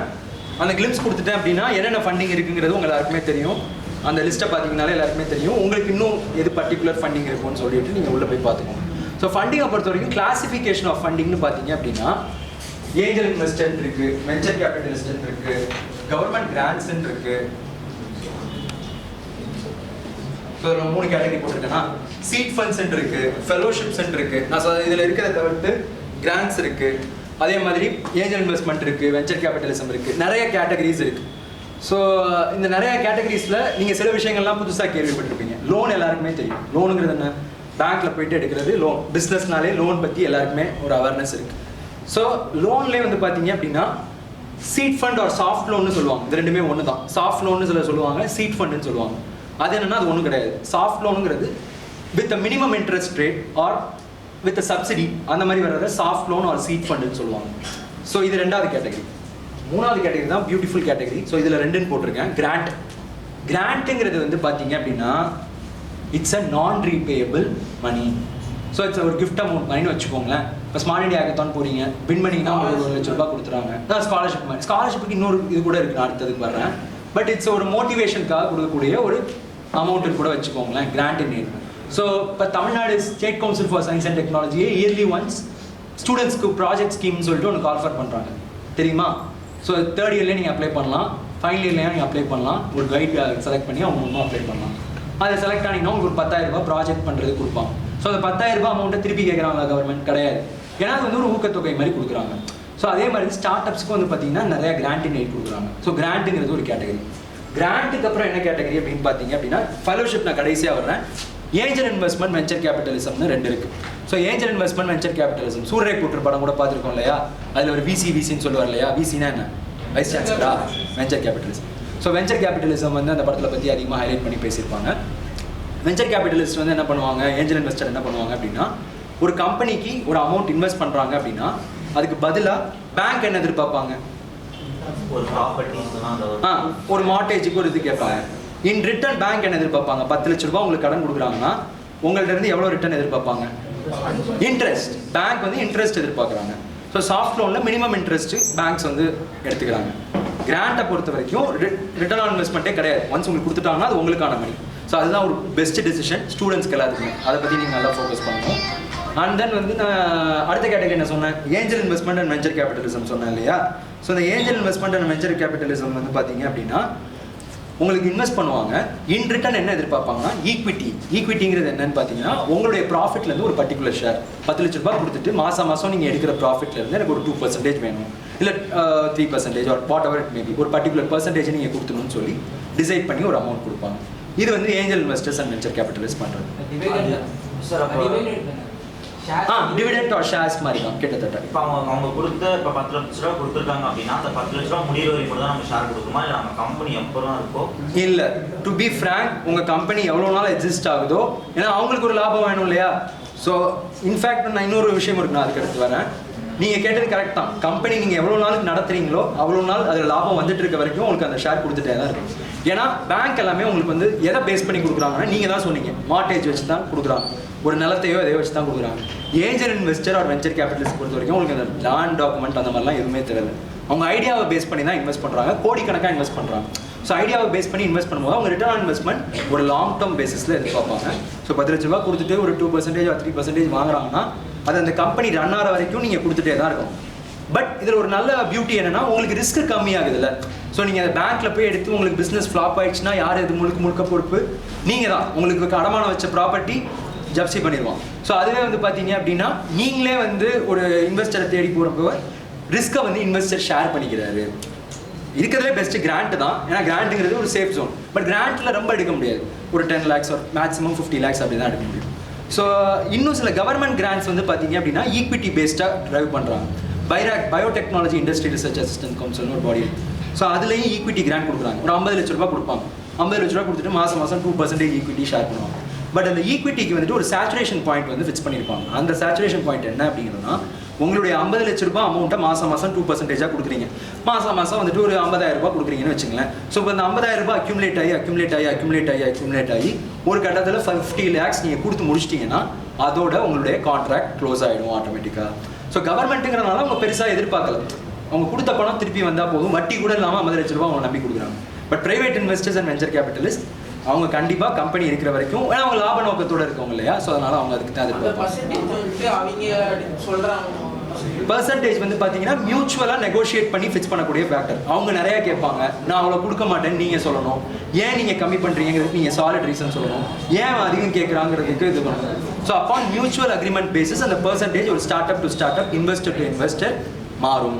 ஸோ இது புரியுதா? சரி, ஃபண்ட் வந்து அவங்க கொடுக்குறாங்க. சரி, கம்பெனி வந்து லாஸ் ஆயிடுச்சு அப்படின்னா என்ன பண்ணுவாங்க? லாஸ் ஆயிடுச்சு அப்படின்னா இங்கே திருப்பி வந்து பொறுப்பு உங்கள் 2 பேருக்குமே ஈக்குவலாக தான் போகுது. ஸோ அந்த இன்வெஸ்டர் வந்து லாஸ் ஆகிற கம்பெனியில் மோஸ்ட்லி பண்ண மாட்டாங்க. ஏன்னா அவங்க அவ்வளோ அமௌண்ட் போடும்போது கண்டிப்பாக சக்ஸஸ் ஆகுங்கிற கம்பெனிஸை தான் போடுவாங்க. அதேமாரி லாஸ் ஆயிடுச்சு அப்படின்னா திருப்பி உங்கள்கிட்ட அந்த அமௌண்ட்டு கேட்க மாட்டாங்க. ஸோ லாஸ் ஆயிடுச்சு அப்படின்னா இட்ஸ் அந்த அக்ரிமெண்ட்ஸ்லேயே எப்படி இருக்கும் அப்படின்னா ப்ராஃபிட்டில் தான் ஷேரிங் இருக்குமே தவிர்த்து இன்கேஸ் லாஸ் ஆயிடுச்சு அப்படின்னா அந்த அமௌண்ட் வந்துட்டு கேட்க மாட்டாங்க. அது ஒரு அஃப்கோர்ஸ் ஒரு ப்ராஸாகவும் அதை பார்க்கலாம். இன்னொன்று உங்களுக்கு உங்கள் டைமும் வேஸ்ட் ஆகிடுதுல. அவளோட ஜேர்னியில் நீங்கள் கஷ்டப்பட்டு ஸ்டார்ட் அப் பில்ட் பண்ணியிருப்பீங்க. ஸோ லாஸ் ஆக விடக்கூடாது. அதுக்கு தான் எல்லாருமே ஒர்க் பண்ணுறோம். அதையும் மீறி லாஸ் ஆச்சு அப்படின்னா உங்களுக்கும் உங்கள் டைம் வேஸ்ட் ஆகிடுச்சு, அவருக்கும் அவருடைய ட்ரஸ்ட்டு மணி எல்லாமே வேஸ்ட் ஆகிடுச்சு. ஸோ வரும்போதே வந்து லாஸ் பற்றி யோசிக்க வேணாம், இறங்குங்க, அப்புறம் தான் அப்புறம் பார்த்துக்கலாம். அந்த ஐடியா எவ்வளோ எக்ஸிஸ்ட் இருக்கா அதை இல்லைப்பா, அதை தான் அவரும் கேட்டார் இல்லையா. கம்பெனி எவ்வளோ நாள் நீங்கள் இருக்கீங்களோ உங்கள் ஆயுள் காலம் முடிஞ்சிச்சு, உங்கள் பையன் எடுத்து அந்த பிஸ்னஸை பார்க்குறாரு. கம்பெனி மேலே பண்ணுவாங்களா ஐடியா? அதாவது நல்ல ஐடியா வச்சிருக்க கம்பெனி மேலே பண்ணுவாங்க. ஓகேவா? கம்பெனி மேலே தான் பண்ணுவாங்க. பட் நல்ல ஐடியா வச்சிருக்க கம்பெனி மேலே பண்ணுவாங்க. ஸோ இப்போ அந்த கம்பெனியில் நீங்கள் இன்னொரு புது ஐடியா உருவாக்குறீங்க அப்படிங்கிற பட்சத்தில் அந்த ஐடியாவுக்கும் ஷேர் கொடுக்கணும். ஸோ ஏன் அப்படின்னா கம்பெனி மேலே தான் இன்வெஸ்ட் பண்ணுறாங்களே தவிர்த்து ஐடியா பேஸ்டாக அவங்க இன்வெஸ்ட் பண்ணல. ஸோ கம்பெனி இருக்கிற வரைக்கும் அந்த கம்பெனியில் நீங்கள் எத்தனை ப்ராடக்ட் டெவலப் பண்ணாலும் அந்த எல்லா ப்ராடக்ட்டுக்கும் கியூமுலேட்டிவாக ஒரு ப்ராஃபிட் பர்சன்டேஜ் வரும்ல, அந்த ப்ராஃபிட் பர்சன்டேஜ்லேருந்து தான் கொடுக்கணும். ஆக்சுவலாக இன்னொரு நான் பாயிண்ட் விட்டுட்டேன். ஸோ ஏஞ்சல் இன்வெஸ்டர் வெஞ்சர் கேபிட்டலிஸ்ட்னு சொல்லி நான் 2 டெர்மினாலஜி சொல்கிறேன். 2 பேருக்குமே ஆனால் காமன் டெஃபினிஷன் தான் சொன்னேன். என்ன சொன்னேன்? 2 பேருமே இன்ட்ரெஸ்ட் எதிர்பார்க்காம, மார்டேஜ்லாம் எதிர்பார்க்காம ஐடியாவை நம்பி ஈக்விட்டி பேஸ்டாக இன்வெஸ்ட் பண்ணுவாங்கன்னு சொன்னேன். அப்போ ஏன் 2 டெர்மினாலஜி இருக்குது? நேற்று போன கதை தான். 2 ஒன்றா வேறு ஏன் வேறு? ஏஞ்சல் இன்வெஸ்டர்ங்கிறது பார்த்தீங்கன்னா அவர் வந்து ஒரு இண்டிவிஜுவல் அவர் hard and money out of entrepreneurship அவர் கிடைச்ச எக்ஸ்பீரியன்ஸை வச்சு அவரே இன்வெஸ்டராக இருப்பார், அவரே டெசிஷன் மேக்கராகவும் இருப்பார், இந்த கம்பெனியில் இன்வெஸ்ட் பண்ணலாமா வேணாமா. பட் வெஞ்சர் கேபிட்டலிஸ்ட்ங்கிறது it's a group of people combine together. அவங்க 4-5 பேர் சேர்ந்து ஒரு கம்பெனியாக நடத்துவாங்க. ஸோ அவங்களுக்கு வந்து பார்த்தீங்கன்னா எந்த பிஸ்னஸ் ஒர்க் அவுட் ஆகும் ஆகாதுங்கிற டெசிஷன் எடுக்கிற கேப்பபிலிட்டி இருக்கும். ஃபண்டு வந்து பார்த்தீங்கன்னா பணத்தை வச்சுக்கிட்டு என்ன பண்ணுறதுன்னு தெரியாமல் நிறைய பேர் இருப்பாங்க இல்லையா. அவங்கள்ட்ட இருந்து சோர்ஸ் பண்ணி பணத்தை வாங்கிட்டு இவங்கள்ட்ட ஐடியா வாங்கிட்டு 2 பேரையும் நடுவில் இருந்து டீல் பண்ணுறவங்க தான் வெஞ்சர் கேபிட்டலிஸ்ட். வெஞ்சர் கேபிட்டல் சில சமயம் உங்கள்ட்ட ஓன் ஃபண்ட்ஸும் இருக்கும். பட் மோஸ்ட்லி இதை depend on foreign direct investment. So வெளிநாட்டில் இருந்து பணத்தை வச்சுட்டு என்ன பண்ணுறதுன்னு தெரியாமல் இருக்கவங்களை கூப்பிட்டு வந்துட்டு இங்கே தேடிட்டு இருக்க ஸ்டார்ட் அப்ஸ் 2 பேரையும் கனெக்ட் பண்ணுற ஃபார்ம்ஸ் தான் வெஞ்சர் கேபிட்டல். ஸோ இது 2 டெஃபினிஷன் சொல்கிறோம். கடைசி கேட்டகரி என்ன, இதுலேயுமே கடைசியாக போட்டுருக்கேன். Last but not least fellowships. So fellowships வந்து பார்த்தீங்க அப்படின்னா இது யாருக்குன்னா யங் கிராஜுவேட்ஸ் படித்து முடிச்சுட்டு வெளியில் வர்றீங்க இல்லையா. ஸோ படித்து முடிச்சுட்டு வெளியில் வர்றவங்க எல்லாருக்குமே வந்து பார்த்தீங்க அப்படின்னா நீங்கள் நிறையா ஃபேக்டர்ஸ் உங்களை வந்து தடுக்கும். ஃபார் எக்ஸாம்பிள் உங்கள் பேரண்ட்ஸ் வந்து உங்களுடைய ஏர்னிங்கை டிபெண்ட் பண்ணி இருந்திருப்பாங்க, நீங்கள் வேலைக்கு போகணும் அப்படின்னு நினைப்பாங்க, அந்த சேலரி அவங்களுக்கு ஒரு பெரிய டிரைவிங் ஃபேக்டராக இருக்கும் ஃபேமிலியை ரன் பண்ணுறதுக்கு. ஸோ இந்த கேஸில் இருக்க ஸ்டூடெண்ட்ஸ்க்கு எல்லாத்துக்கும் யங் கிராஜுவேட்ஸ்க்கு எல்லாத்துக்கும் அவங்களுடைய day to day life personal எக்ஸ்பீரியன்ஸஸை மீட் அவுட் பண்ணிக்கிறதுக்காக கவர்மெண்ட் ஃபெலோஷிப் கொடுக்குது. ஸோ எவ்வளோ கொடுக்குது? 5000 10,000 அப்படின்னு கேட்டிங்கன்னா ஸ்டார்டிங் ஃப்ரம் 30,000 50,000 வரைக்கும் பெர் மந்த் ஃபெலோஷிப் தராங்க. So average engineer salary IT விட்டுருங்க, பட் கோர் ஐடி எல்லாத்தையும் கம்பைன் பண்ணோன்னா 30,000 தான் ஆவரேஜ் இன்ஜினியர் சேலரின்னு லாஸ்ட் 3 இயர்ஸாக சொல்கிறாங்க. ஸோ அந்த 30,000 வந்து கவர்மெண்ட் என்னவா கொடுக்குறாங்க அப்படின்னா ஃபெலோஷிப்பாக கொடுக்குறாங்க. எதுக்கு ஃபெலோஷிப் கொடுக்குறாங்க? கவர்மெண்ட்டுக்கு நீங்கள் ஏதாவது வேலை பார்த்து கொடுக்க போகிறீங்களா? இல்லை, உங்களோட ஐடியாவை நீங்கள் ஒர்க் பண்ணி நீங்கள் ஒரு பிஸ்னஸ் வெஞ்சரை டெவலப் பண்ணி நிறையா பேருக்கு வேலை வாய்ப்பு கொடுக்கணும். நீங்கள் நிறைய பேருக்கு வேலை வாய்ப்பு கொடுத்தீங்கன்னா அவங்களாம் நல்லா டேக்ஸ் கட்டுவாங்க, நீங்கள் பிஸ்னஸில் டேக்ஸ் கட்டுவீங்க. ஸோ இன்டெரக்டாக ஒரு லாங் டேர்ம் பேசிஸில் கவர்மெண்ட் உங்களுக்கு கொடுக்குற ஃபண்ட்ஸ் எல்லாத்தையுமே உங்களை ஊக்கப்படுத்தி உங்களை பிஸ்னஸ் பண்ண வச்சு அதிலிருந்து டேக்ஸாக வாங்குறாங்க. கரெக்டாக? ஸோ டைரக்ட் இன்வெஸ்டர்ஸ் மாதிரி உங்கள்கிட்ட கழுத்தை பிடிச்சலாம் அவங்க கேட்க மாட்டாங்க. ஸோ உங்களுக்கு இன்டெரக்டாக இந்த அமௌண்ட்டை வந்து நீங்கள் டேக்ஸாக வந்து ரீபே பண்ணுறீங்க. இதுதான் வந்து ஃபெலோஷிப்புடைய பியூட்டி. என்னன்னா இந்த இப்போ நான் கிராண்ட்டில் வந்து ஒரு விஷயம் நீங்கள் நோட்டீஸ் பண்ண வேண்டியது, உங்களுக்கு ஒரு கிராண்ட் அமௌண்ட் கொடுக்குறாங்கன்னா அந்த கிராண்ட் அமௌண்ட்டை ப்ராடக்ட் டெவலப்மெண்ட்டுக்கு மட்டும்தான் யூஸ் பண்ணணும். ப்ராடக்ட் டெவலப்மெண்ட் நீங்கள் யூஸ் பண்ணுவீங்க, பட் அந்த ப்ராடக்ட் டெவலப்மெண்ட்டுக்கு 1 year ஆகுது அப்படின்னா 1 year உங்களுடைய ஏர்னிங்ஸை டிபெண்ட் பண்ணி உங்கள் ஃபேமிலி இருக்கும்போது ஒரு பெரிய ட்ராபேக் இருக்கு இல்லையா, அதை சால்வ் பண்ணுறதுக்கு உங்களுக்காக தான் ஃபெலோஷிப்பும் கொடுக்குறாங்க. இந்த ஃபெலோஷிப் வந்து முழுக்க உங்களுக்கான அமௌண்ட் தான். அதில் நீங்கள் ப்ராடக்ட் டெவலப் பண்ணுங்கிறது அவசியம் இல்லை. ப்ராடக்ட் டெவலப்மெண்ட்டுக்கு தனியாக அமௌண்ட் கொடுத்துட்றாங்க. ஸோ ப்ராடக்ட் டெவலப்மெண்ட் அமௌண்ட் வாங்கி ப்ராடக்ட் டெவலப்மெண்ட் பண்ணுறீங்க, ஃபெலோஷிப் வாங்கி உங்களுடைய செலவு பண்ண போகிறீங்க. அதில் நீங்கள் வந்துட்டு சினிமா போகலாம், என்ன பண்ணலாம், யாரும் கேட்க போகிறதில்ல. பட் அது எதுக்காக கொடுக்குறாங்கன்னா உங்களை என்கரேஜ் பண்ணணுங்கிறதுக்காக கொடுக்குறாங்க. இது புரிஞ்சுதா? ஸோ இதுதான் மேஜர் கேட்டகரிஸ் ஆஃப் ஃபண்டிங்கு. இதில் ஒவ்வொரு கேட்டகரிலையும் என்னென்ன ஃபண்டிங்ஸ் இருக்குன்னு சொல்லிட்டு நான் பிபிடியில் போட்டிருக்கேன். ஸோ ஒவ்வொரு ஃபண்டிங்ஸும் நான் எக்ஸ்பிளைன் பண்ண போகிறதில்ல, இது எல்லாமே லிஸ்ட் இருக்குது. உங்களுக்கு என்னென்ன ஃபண்டிங் தேவைப்படுதோ நீங்கள் அதை பற்றி பார்க்கலாம். ஃபார் எக்ஸாம்பிள் இந்த ஆர்கேபிஒய் ராப்டார்ங்கிற ஸ்கீம் வந்து பார்த்தீங்கன்னா exclusive for agri sector. Agri செக்டரில் இருக்க ஸ்டார்ட் அப்ஸ் வந்து பார்த்தீங்க அப்படின்னா சேஃப்ங்கிற ஸ்கீம் மூலமாக 25 லட்ச ரூபா வரைக்கும் நான் ரீபேயபிள் கிராண்டினேட் கொடுக்குறாங்க. ஸோ ஆர்கேபிஒய்ல ஏஓபின்னு சொல்லிட்டு இயர்லி ஸ்டேஜ் ஆண்டர்பிரினர்ஸ்க்கு 5 லட்ச ரூபாய் வரைக்கும் கிராண்டினேட் கொடுக்குறாங்க. ஸோ இந்த ஆர்கேபிஒய்ங்கிறது வந்து பார்த்தீங்கன்னா ராஷ்ட்ரிய கிருஷி விகாஸ் யோஜனா. இது only for agri sector entrepreneurs. So அக்ரியில் நீங்கள் எதுவும் பண்ணணும்னு நினைக்கிறீங்க, உங்கள் பேரண்ட்ஸ் அக்ரி பண்ணுறாங்க, ஒர்க் பண்ணிட்டு இருக்காங்க, விவசாயம் பேக்ரவுண்ட் இருக்காங்க, அதில் ஏதாவது ஒரு ப்ராப்ளம் ஸ்டேட்மெண்ட் ஐடென்டிஃபை பண்ணி சொல்யூஷன் பண்ணணும்னு நினைக்கிறீங்கன்னா எய்தர் இந்த 5 lakh போகலாம், இல்லை 25 lakh போகலாம். ஆல்ரெடி பிஸ்னஸ் ரன் ஆகிட்டு இருக்கு, ஏதாவது ஸ்டேட்மெண்ட் இருக்குது, அக்கௌண்ட் ஸ்டேட்மெண்ட், கரண்ட் அக்கௌண்ட் மாதிரி வச்சு அப்பா அம்மா பிஸ்னஸ் பண்ணுறாங்கன்னா நீங்கள் அந்த ஆப்ஷன் போகலாம் 25 lakhs. இல்லை நீங்கள் ஃபஸ்ட்டு ஸ்டார்ட் பண்ணுறீங்க அப்படின்னா 5 lakh ஆப்ஷன் போகலாம். அதே மாதிரி entrepreneurship development and innovation institute of Tamil Nadu, நான் நேற்றே சொல்லியிருந்தேன் இல்லையா, நம்மளுடைய இன்குபேஷன் சென்டர் யார் ஃபண்ட் பண்ணியிருக்கா? EDAATN தான். ஸோ அதே EDAATN தான். அதில் இன்னோவேஷன் வவுச்சர் ப்ரோக்ராம் சொல்லிட்டு ஒரு ஃபண்ட் இருக்கு.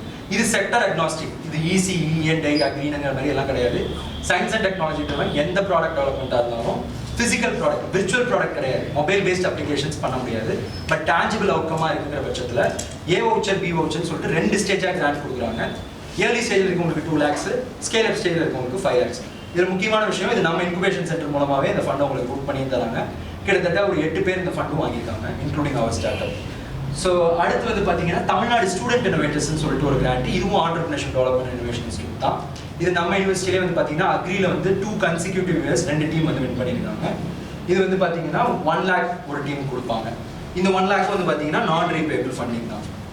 அக்ரியில் சிவபாலன் சொல்லி ஒரு பையன் பண்ணியிருந்தாரு. அதுக்கப்புறம் P2 என்டர்பிரைஸ்ன்னு சொல்லிட்டு அவங்க கான்டாக்ட் டீடைல்ஸ்லாம் கூட நீங்கள் இன்குபேஷன் சென்டர் மூலமாக பார்த்தீங்கன்னா அவங்க எக்ஸ்பீரியன்ஸ் என்னன்னு நீங்கள் கேட்டுக்கலாம். ஸோ பிரேமலதா பிரேம்குமார்னு 2 பேர் அடுத்த வருஷமும் 2 consecutive years அக்ரியிலிருந்து வின் பண்ணாங்க. பட் ஆக்சுவலாக அந்த EDAATN பண்ணுறது மெயினாக டெக்னாலஜி ட்ரிவன் ஐடியாஸ்க்காக தான். அக்ரி வந்து இட்ஸ் சயின்ஸ் மாதிரின்னு வச்சுக்கோங்க, அதோடைய அப்ளிகேஷனை டீல் பண்ணுறது நம்ம இன்ஜினியர்ஸ் தான் இல்லையா. ஸோ அந்த அப்ளிகேஷன் ஃபோக்கஸ்டாக இருக்க ஐடியாஸுக்கு தான் தமிழ்நாடு ஸ்டூடெண்ட் இன்னோவேட்டர்ஸே கொடுக்குறாங்க. பட் இன்ஜினியரிங்லேருந்து இன்னும் யாரும் வின்னர்ஸ் வரல. அட்லீஸ்ட் இந்த இயராவது வந்து பார்த்தீங்க அப்படின்னா இன்ஜினியரிங்லேருந்து யாராவது வின் பண்ணுறீங்கன்னு எதிர்பார்ப்பேன். And entrepreneurship development innovation institute வந்து இப்போ வந்து ஸ்டார்ட் அப் டேன்னு சொல்லி ஒரு தனி விங் ஆரம்பிச்சிருக்காங்க. அது 2016 வந்துச்சு. ஸோ அந்த 2016 ஸ்டார்ட் அப் டீம் வந்து பார்த்தீங்க அப்படின்னா டான்சீடுன்னு சொல்லிட்டு ஒரு ஃபண்டு கொடுக்குறாங்க. இதுவும் செக்டர் அக்னாஸ்டிக் ஸ்டார்ட் அப், எல்லா ஸ்டார்ட் அப்புக்குமே அப்ளிகபிள். இதுக்கு வந்து 10 lakhs வரைக்கும் கொடுக்குறாங்க. இதில் நிறையா டேர்ம்ஸ் அண்ட் கண்டிஷன்ஸ் கைட்லைன்ஸ்லாம் இருக்குது. நீங்கள் ஜஸ்ட் கூகுள் பண்ணிங்கனாலே அதோடைய ஃபுல் பாலிசி டாக்குமெண்ட் உங்களுக்கு கிடைக்கும். ஸோ இதுவும் வந்து பார்த்தீங்கன்னா ஸ்டார்ட் அப் தமிழ்நாடு, இப்போ EDA வந்து ஸ்டார்ட் அப் தமிழ்நாடுன்னு ஆரம்பிச்சிட்டாங்க. ஸோ இது பேர் மாறிடுச்சு, start up Tamil Nadu S2G sandbox. S2Gனா என்னப்பா சொன்னேன் ஏற்கனவே, ஸ்டார்ட் அப் கவர்மெண்ட். ஸோ அதாவது இங்கே என்ன பண்ணுறாங்கன்னா 50,000லேருந்து 5 lakh வரைக்கும் உங்களுக்கு கிராண்டினேட்டும் கொடுத்துட்டு உங்களை ப்ராடக்ட் தயாரிக்க சொல்லிட்டு அந்த ப்ராடக்ட்டை கவர்மெண்ட்டே திருப்பி வாங்கிட்டு உங்களுக்கு அந்த ப்ராடக்ட்டுக்கான அமௌண்ட்டும் கொடுக்குறாங்க. ஸோ யோசிச்சு பாருங்க, கருப்பை கொடுத்து அதுக்கு திங்கிறது கூலியும் கொடுக்குற மாதிரி தான் இந்த விஷயம். இதுவும் வந்து பார்த்தீங்கன்னா செக்டர் அக்னாஸ்டிக், எல்லா செக்டர்ல இருக்கவங்களுமே ஒர்க் பண்ணலாம். இது வந்து பார்த்தீங்கன்னா நிதி பிரயாஸும் வந்து பார்த்தீங்கன்னா செக்டர் அக்னாஸ்டிக். ஸோ ஒருத்தவங்க யாரோ கேட்டிங்கல்ல கம்பெனி கண்டிப்பாக ஆரம்பிக்கணுமான்னு, இசை கேட்டிங்க இல்லையா? நிதி பிரயாசை பொறுத்த வரைக்கும் வந்து பார்த்தீங்கன்னா கம்பெனி ஆரம்பிச்சாலும் ஆரம்பிக்கலைனாலும் ஃபண்டிங் கிடைக்கும். ஸோ இப்போ ஏர்லி ஸ்டேஜில் எனக்கு குழப்பமா இருக்குது, ரிஸ்க் எடுத்து ஃபண்டெல்லாம் போட்டு கம்பெனி ஆரம்பிக்க பயமாக இருக்குன்னா நிதி பிரயாஸ் நீங்கள் போகலாம். கம்பெனி ஆரம்பிக்காமலே உங்கள் பேர்லேயே ஃபண்ட் எடுத்துட்டு எப்படி போகுதுன்னு பார்த்துக்கிட்டு அதுக்கப்புறம் நீங்கள் வேணால் கம்பெனி ஆரம்பிச்சுக்கலாம். ஸோ நிதி பிரயாஸில் இந்த ஒரு அட்வான்டேஜ் இருக்குது. நிதி பிரயாஸில் எவ்வளோ ரூபாய் வரைக்கும் கொடுக்குறாங்கன்னு போட்டிருக்கேன், 10 lakhs வரைக்கும். But 10 lakhs only for manufacturing start ups. So R&D வந்து பார்த்தீங்கன்னா நீங்கள் சாஃப்ட்வேரில் இருக்கீங்கன்னா அதை அவைல் பண்ணிக்க முடியாது. அண்ட் தென் பார்த்தீங்கன்னா மெய்டினா என்னன்னு ஃபுல் ஃபார்ம் தெரியுமா? அதை பார்க்காம சொல்லணும். பார்த்துட்டீங்களா? சரி, பார்த்தாலும் பரவாயில்ல சொல்லுங்க. கண்டிப்பாக தெரிஞ்சிருக்கணும் சர்க்யூட் பிரான்ச்சில் இருக்கவங்க. ECE&I, ITCSE, மெய்டினா என்ன? பார்த்தாதான் சொல்லுங்க, பார்த்தவங்களாவது சொல்லுங்க பரவாயில்ல. Ministry of electronics and IT for information technology. So இதுக்கு முன்னாடி department of electronics and information technology இருந்தது. இப்போ ஒரு தனி மினிஸ்ட்ரியாவே கன்வெர்ட் பண்ணிட்டாங்க. Ministry of electronics and information technology particularly for circuit branch entrepreneurs like ECE&I, EEE, IT, AADS இதில் work பண்ணுறவங்களுக்கு மட்டும் டெடிகேட்டடாக டைடுன்னு சொல்லி ஒரு கிராண்ட் கொடுக்குறாங்க. இதில் வந்து 7 lakhs வரைக்கும் இருக்கும். இப்போ இன்க்ரீஸ் பண்ணியிருக்காங்க. முன்னாடி 5 lakhs இருந்தது, இப்போ 7 lakhs வரைக்கும் கிராண்ட் எய்டாக கொடுக்குறாங்க. இது exclusive for electronics and information டெக்னாலஜிங்கிறதுனால இதில் இன்னும் காம்படிஷன் கம்மியாகுது. இப்போ நிதி பிரயாஸ் பார்த்தோம் இல்லையா, அதுவும் நீங்கள் இண்டிவிஜுவல் இன்வெர்டராக வாங்கலாம். பட் அது எல்லா ஃபீல்டில் இருக்கவங்களுக்கும் காமன். பட் இதில் வந்து இன்னும் ஸ்ட்ரீம்லைன் ஆகுது. இன்னொரு ஒரு நல்ல விஷயம், நான் எல்லாத்துலேயுமே ஒரு வார்த்தை சொன்னேன், மொபைல் அப்ளிகேஷன்ஸ்க்கு ஃபண்டிங் கிடையாது அப்படின்ட்டு. மெய்டி மட்டும்தான் இந்தியாவிலே மொபைல் அப்ளிகேஷன்ஸ்க்கும் ஃபண்டிங் கொடுக்குறாங்க. ஸோ இட்ஸ் நோட் பண்ணிக்க வேண்டிய விஷயம். அதே மாதிரி ஸ்டார்ட் அப் இந்தியா வந்து பார்த்தீங்கன்னா பிரிசம் சொல்லிட்டு ஒரு ஸ்கீமில் 20 lakhs வரைக்கும் எல்லா செக்டரில் இருக்க ஆண்டர்பிரினருக்கு சப்போர்ட் பண்ணுறாங்க. ஸோ இதெல்லாமே BIRAC exclusive for biotechnology industry research assistance council grant. ஃபார்மசியில் இருக்கவங்க அஃப்கோர்ஸ் கெமிக்கல் நீங்கள் மிஸ் பண்ணிட்டாங்க. ஸோ இவங்களுக்குலாம் அது ரொம்ப யூஸ்ஃபுல்லாக இருக்கும். சிவிலில் கூட இருக்கவங்க என்விரான்மெண்ட்டில் ஒர்க் பண்ணுறாங்க அப்படின்னா அவங்களுக்கும் வந்து பார்த்தீங்க அப்படின்னா பயோடெக்னாலஜி டிபார்ட்மெண்ட் கிராண்ட்ஸ் நிறைய இருக்குது. ஸோ ஃபார்மசியில் இருக்கவங்க மட்டும் மேபி நோட் பண்ணிக்கோங்க. இதில் வந்து பார்த்தீங்கன்னா பாருங்கள், ஆக்சுவலாக ஒரு விஷயம் நீங்கள் நோட்டீஸ் பண்ணணும். நீங்கள் சொன்னீங்கல்ல அருள், எதுக்காக ஃபார்மசி செலக்ட் பண்ணாங்கிறது ஒரு ரீசன். நோய் இருக்கிற வரைக்கும் அதுக்கான தேவை இருந்துகிட்டே இருக்கும்னு சொன்னீங்க இல்லையா? நான் மற்ற கிராண்டுக்கெலாம் வந்து டிக்கெட் சைஸ் எவ்வளோ சொல்லியிருந்தேன். டிக்கெட் சைஸுங்கிறது கிராண்ட் வேல்யூ 5 லட்சம் 10 லட்சம் தான் சொன்னேன். இங்கே எவ்வளோ நம்பர் இருக்குன்னு பாருங்க. L for lakhs, C for crores. இந்த ஒரு ஸ்லைடில் மட்டும்தான் இவ்வளோ நம்பர்ஸ் இருக்கு. எதனாலன்னு பார்த்தீங்க அப்படின்னா பயோடெக் வந்து இம்பாக்ட் ட்ரைவன் செக்டருங்கிறதுனால நான் சொல்ல நீங்கள் பார்த்தீங்கனாலே தெரியும். இது வரைக்கும் சொன்ன எல்லாமே 10 லட்சம் 5 லட்சம் சொன்னேன். முதல் தடவை பாருங்க 50 லட்சம் 1 கோடி 7 கோடி வரைக்கும் ஃபண்டு கொடுக்குறாங்க. ஸோ எல்லாமே வந்து பார்த்தீங்கன்னா நீங்கள் சொன்ன ரீசன்னால தான் பயோடெக் வந்து impact driven sector. So biotech of course chemical இன்ஜினியரிங்கும் பார்த்தீங்கன்னா எனக்கு என்விரான்மெண்டல் பயோடெக்னாலஜி இதெல்லாம் பைராக் வந்து it's a golden opportunity for us. And then ministry of micro small medium enterprises இவங்களும் வந்து பார்த்தீங்க அப்படின்னா 40 lakhs வரைக்கும் ஒரு பிளான்ட் போடுறீங்க அப்படின்னா அதுக்கான டிசைன் அண்ட் கன்சல்டேஷன் சார்ஜ்க்காக ஒரு 40 lakhs கொடுக்குறாங்க. அண்ட் தென் DPIT ஏற்கனவே என்ன ஃபுல் ஃபார்ம் பார்த்தோம்? DPIT ஏற்கனவே பார்த்தோம். எந்த இடத்துல பார்த்தோம்? ஃபர்ஸ்ட் ஸ்லைட் போடுறேன் சொன்னா start up registration correct. DPIT full form என்ன சொன்னேன்? Department for promotion of industry and internal trade இல்லையா? ஸோ அவங்க வந்து இந்த start up India seed fund scheme மூலமா 20 lakhs இருந்து 50 lakhs வரைக்கும் ஃபண்டிங் கொடுக்குறாங்க. கடைசி ஃபெலோஷிப் இதோட முடியுது. ஸோ ஃபெலோஷிப்ஸ் வந்து பார்த்தீங்கன்னா இந்த நிதி EIRங்கிற ஃபெலோஷிப் வந்து பார்த்தீங்கன்னா செக்டர் அக்னாஸ்டிக் ஆண்டர்பிரினர்ஸ் எல்லா டொமைனில் இருக்கவங்களுக்கும். பைராக் வந்து again pharmacy and bio related செக்டரில் இருக்கவங்களுக்கு. மெய்டி வந்து பார்த்தீங்கன்னா again electronics and information technology. IAI என்னன்னு பார்த்தீங்கன்னா India agri innovation network. So இது வந்து பார்த்தீங்கன்னா IIT கரக்பூரில் இருக்கக்கூடிய அலுமினி ஆஃபர் பண்ணுற ஃபெலோஷிப். இதில் நிதி EIRல வந்து பார்த்தீங்கன்னா மந்த்லி 30,000 வரைக்கும் ஃபெலோஷிப் கிடைக்கும். பைராக்ல வந்து பார்த்தீங்கன்னா மந்த்லி 50,000 வரைக்கும் ஃபெலோஷிப் கிடைக்கும். அண்ட் தென் மெய்டியில் வந்து பார்த்தீங்கன்னா மந்த்லி 30 to 36,000 வரைக்கும் ஃபெலோஷிப் கிடைக்கும். Finally last but not least IAIல பார்த்தீங்கன்னா அக்ரியில் ஒர்க் பண்ணுறவங்களுக்கு மட்டும். பைராக் மட்டும் செக்டர் ஸ்பெசிஃபிக்கு, மெய்டியும் அதே மாதிரி செக்டர் ஸ்பெசிஃபிக். இது மட்டும் தான் செக்டர் அக்னாஸ்டிக். ஸோ IAI என்ன சொன்னால் இந்தியா அக்ரி இனோவேஷன் நெட்வொர்க் சொன்னேன் இல்லையா? ஸோ அக்ரி அண்ட் ஃபுட் டெக்ல இருக்க ஸ்டார்ட் அப்ஸ்க்கு மட்டும்தான் அந்த கிராண்ட் வரும். 50,000 வரைக்கும் அதில் ஃபெலோஷிப் தராங்க. ஸோ முக்கியமான விஷயம் நீங்கள் நோட் பண்ண வேண்டியது என்னன்னா இந்த ஃபெலோஷிப் எல்லாமே வந்து it's exclusively for your meeting out your personal personal expenses. So அது எல்லாத்தையுமே வந்து பார்த்தீங்க அப்படின்னா நீங்கள் வந்து கவர்மெண்ட்டுக்கு அது எதுவும் யூட்டிலைசேஷன் சர்டிஃபிகேட் மாதிரி கணக்கு சப்மிட் பண்ண இல்லை, அது உங்களுக்கு கொடுக்கக்கூடிய ஒரு ஊக்கத்தொகை, அவ்வளோதான். So of course coming to the end of the session. நான் எல்லாமே டீட்டெயிலாக தான் அதில் போட்டிருக்கேன். நம்ம இந்த ஹோம்ஒர்க்ஸ் பற்றி டிஸ்கஸே பண்ணல. ஆஃப்டர்நூன் நீங்கள் எல்லாருமே வந்து பார்த்தீங்க அப்படின்னா நான் ஏற்கனவே சொன்ன மாதிரி எங்களுடைய ப்ராஜெக்ட் என்ன போயிட்டு இருக்குங்கிறத பார்க்கணுன்னா வந்து பார்க்கலாம். It's not a compulsory thing. உங்கள் கிளாஸ் இருந்தால் நீங்கள் கிளாஸ் அட்டன் பண்ணலாம், இல்லைனாலும் நாளைக்கு ஒரு ஹாஃப் டே இருப்பேன், நீங்கள் வந்து மீட் பண்ணலாம். ஸோ எங்களுடைய ப்ராஜெக்ட்ஸ் என்ன போயிட்டு இருக்குங்கிறதையும் நான் சொல்கிறேன். ஸோ நம்ம அந்த நேற்று கொடுத்த அந்த 7 டெர்மினாலஜிஸ் இருக்கு இல்லையா, ஸோ அதை நீங்கள் பர்சனலாக நீங்கள் மீட் பண்ணும்போது நம்ம அதை பற்றியும் டிஸ்கஸ் பண்ணலாம். ஏன்னா இன்னைக்கு பார்ட் ஆஃப் த செஷனே ஹெவியான டாபிக்ஸ், 2 ஹெவியான டாபிக்ஸு. ஸோ ஆல்மோஸ்ட் இதுக்கே நிறையா டைம் செலவாயிடுச்சு. இப்போ 1:30 ஆயிடுச்சு, 1:15 சொல்லியிருந்தாங்க, ஒரு 15 மினிட்ஸ் எக்ஸ்ட்ராவும் ஆயிடுச்சு. அதனால் இப்போ கற்றுக்கிட்ட வரைக்கும் ஏதாவது டவுட்ஸ் இருந்தால் டிஸ்கஸ் பண்ணலாம். நேற்று கொடுத்த அந்த 8 டெர்மினாலஜிஸை நீங்கள் பர்சனலாக என்கிட்ட ஓவர் ஃபோனும் நீங்கள் கனெக்ட் பண்ணி நம்ம தெரிஞ்சுக்கலாம், இல்லை இன்குபேஷன் சென்டர் விசிட் பண்ணிங்கனாலும் அதை பற்றி சொல்லிடலாம். ஸோ இப்போ கற்றுக்கிட்ட வரைக்கும் எல்லாம் கிளாரிட்டி இருக்கா, என்ன பண்ணணும், எவ்வளோ ஃபண்டிங்லாம் இருக்குது. So start up India seed fund scheme நான் சொன்னேன் இல்லையா, அந்த start up India seed fund ஸ்கீமும் நம்மளுடைய இன்குபேஷன் சென்டர் மூலமாகவே கொடுக்கலாம். ஸோ நம்ம இன்குபேஷன் சென்டர்லேயே MSME ஃபண்டிங் ஸ்கீம்ஸும் இருக்குது. சொல்லப்போனால் இங்கே கிட்டத்தட்ட 4 ஸ்கீம் இருக்குது. இனோவேஷன் வவுச்சர் ப்ரோக்ராம் இருக்குது, start up India seed fund scheme இருக்குது, MSME இருக்குது, தமிழ்நாடு ஸ்டூடெண்ட் இனோவேட்டர்ஸ் இருக்குது. கிட்டத்தட்ட இங்கே 4 ஸ்கீம் மூலமாக ஃபண்டிங் சப்போர்ட்டும் கொடுக்குறாங்க. நீங்கள் வெளியில் எங்கேயுமே போக தேவை. ஸோ when we started, நான் இந்த இன்குபேஷன் சென்டருக்கு வர்றதுக்கு முன்னாடி டு பி ஃப்ராங்க் இன்குபேஷன் சென்டருக்கான ஃபண்டிங் மட்டும் தான் இருந்தது. பட் இப்போ இன்றைக்கி வந்து பார்த்தீங்கன்னா 4 ஃபண்டிங் ஃபார் ஸ்டார்ட் அப்ஸ் வந்துருக்கு. So it's really a progressive growth. என்னுடைய க்ரோத்தை நான் எப்படி கம்பேர் பண்ணுறேன்னா 2020 இன்குபேஷன் சென்டர் ஃபுல் ஃப்ளெஜ்டாக ஃபங்க்ஷன் ஆக ஆரம்பிச்சது. நான் முடிச்சுட்டு இதுக்குள்ளே வந்தேன். ஸோ என்னுடைய க்ரோத்தும் இன்குபேஷன் சென்டர் க்ரோத்தும் கிட்டத்தட்ட வந்து பார்த்தீங்க அப்படின்னா ஒரு பேரலான ஒரு கிராஃபாக நான் பார்க்குறேன். இன்றைக்கி பார்த்தீங்க அப்படின்னா இங்கே 4 ஸ்கீம் வந்துருக்குங்கிறது இந்த 5 இயர்ஸில் இட்ஸ் அ குவிக் க்ரோத் தான். ஸோ அது உங்களுக்கு இயர்லி அக்சஸ் கிடைக்குதுங்கிறத அதை வந்து நீங்கள் ப்ரிவிலேஜ் பண்ணிக்கணும். ஓகேவா? ஸோ இது வரைக்கும் தெரிஞ்சுக்கிட்டதில் ஏதாவது doubts or any other discussions or feedback ஏதாவது இருந்தால் உங்கள் சைடில் இப்போ நீங்கள் சொல்லிட்டு இந்த செஷன் நம்ம கண்டிப்பாக ஃபெலோஷிப் எப்படி அப்ளை பண்ணணும். இப்போ நான் சொல்லியிருக்கேன் இல்லையா அந்த லிங்க்ஸ் எல்லாமே. இப்போ இந்த டெர்மினாலஜிஸை நீங்கள் கூகுளில் டைப் பண்ணிங்கனாலே அதோடைய வெப்சைட்ஸ் போகும். ஸோ முக்கியமான விஷயம் இந்த ஃபெலோஷிப்ஸ்லாம் இயர் ரவுண்ட் ஓப்பன் கிடையாது. ஸோ இது அப்பப்போ கால் ஃபார் ஓப்பன் ஆகும், அப்பப்போ கால் ஃபார் க்ளோஸ் ஆகும். ஸோ இது எப்போ ஓப்பன் ஆகுது எப்போ க்ளோஸ் ஆகுதுன்னு நீங்கள் தெரிஞ்சுக்கணும்னு நினச்சிங்கன்னா இன்குபேஷன் சென்டரில் ஒரு வாட்ஸ்அப் கம்யூனிட்டி இருக்குது. ஸோ அந்த வாட்ஸ்அப் கம்யூனிட்டியில் நீங்கள் மெம்பர் ஆகிக்கோங்க. அதில் அவங்க அப்டேட் எப்போ ஓப்பன் ஆகுது எப்போ க்ளோஸ் ஆகுதுன்னு போடுவாங்க. ஆனால் நம்ம இன்குபேஷன் சென்டரில் மட்டுமே இந்தியா ஃபுல்லாக நடக்கிற அப்டேட்ஸ் தெரிஞ்சிக்க முடியாது.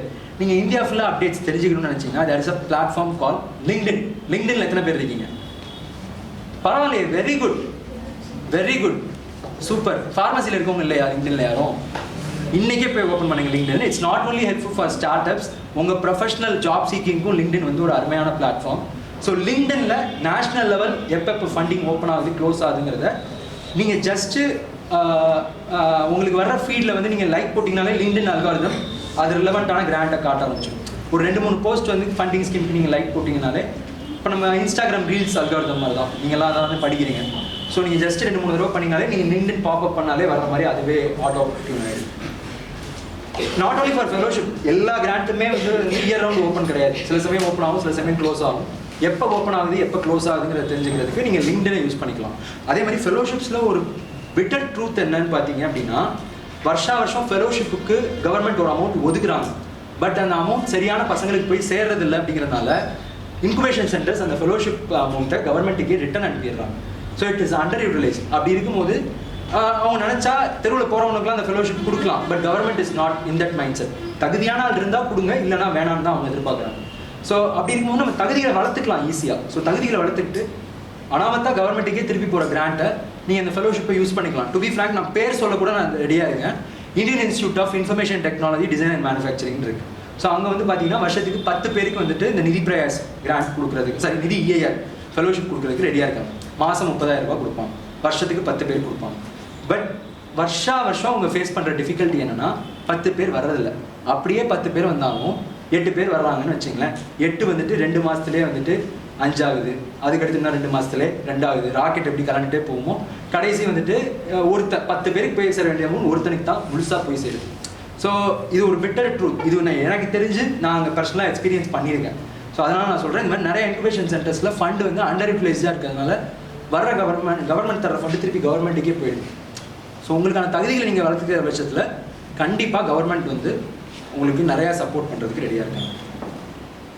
வேறு ஏதாவது கொஸ்டின்ஸ்? பாய்ஸ் சைடில் நல்லா பயங்கரமாக இருக்காங்க, கேர்ள்ஸ் சைடில் ஏன் கொஸ்டின்ஸே வர்றதில்லை. நான் அதுக்கு தான் இந்த செகண்ட் பார்ட் செஷன் இப்படி கொஞ்சம் ஷிஃப்ட் ஆகிட்டேன். அவங்களுக்கு ஈக்குவலாக கேட்க வேணாமா, நம்மளுக்கு எத்தனை காட்ட வேணாமா? கேர்ள்ஸ் சைட்லேருந்து எதுவுமே யாருக்குமே எந்த ஃபீட்பேக், எந்த டவுட்டு, எந்த டிஸ்கஷனுமே கிடையாதா? சொல்லுங்க அருள்மொழி. பவித்ராக்கு சத்தமாக கேளுங்க. நீங்க என்ன ஃபெலோஷிப் அப்ளை பண்ணி போறீங்க? ஆக்சுவலாக என்னோடது வந்து பார்த்தீங்க அப்படின்னா இந்த ஸ்லைடில் வந்து டு பி ஃப்ராங்க் நான் கிட்டத்தட்ட 5 ஸ்கீம்ஸ் வந்து யூட்டிலைஸ் பண்ணியிருக்கேன். ஸோ நான் ஏற்கனவே சொன்னேன் இல்லையா, இன்குபேஷன் ஸ்கீமுடைய கிராஃபையும் என்னுடைய கிராஃபையும் நான் பேரில் தான் பார்க்குறேன்ட்டு.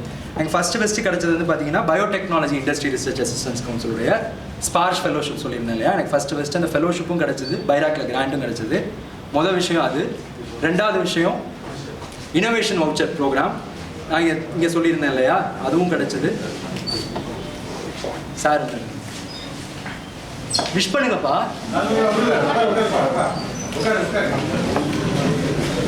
சரி, ஓகே. அருண்மொழியோட கொஸ்டின் ஆன்சர் பண்ணுறதுக்கு ஃபர்ஸ்ட் கிராண்ட் பைராக், ஏன்னா நான் கெமிக்கல் இன்ஜினியரிங் இல்லையா, biotechnology industry research assistant council. Second இது இனோவேஷன் வவுச்சர் ப்ரோக்ராம், அது நான் சொல்லியிருந்தேன் இல்லையா, தமிழ்நாடு கவர்மெண்ட்டுடைய ஸ்கீமு.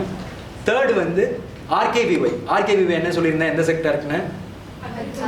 அக்ரின்னு சொல்லியிருந்தேன். எங்களுக்கு கெமிக்கலுக்கு அதான் ஒரு பெரிய ப்ளஸ், அக்ரிக்குள்ளேயும் போகலாம், அப்படியே வந்துட்டு இந்த சைட் பயோடெக்குள்ளேயும் போகலாம்.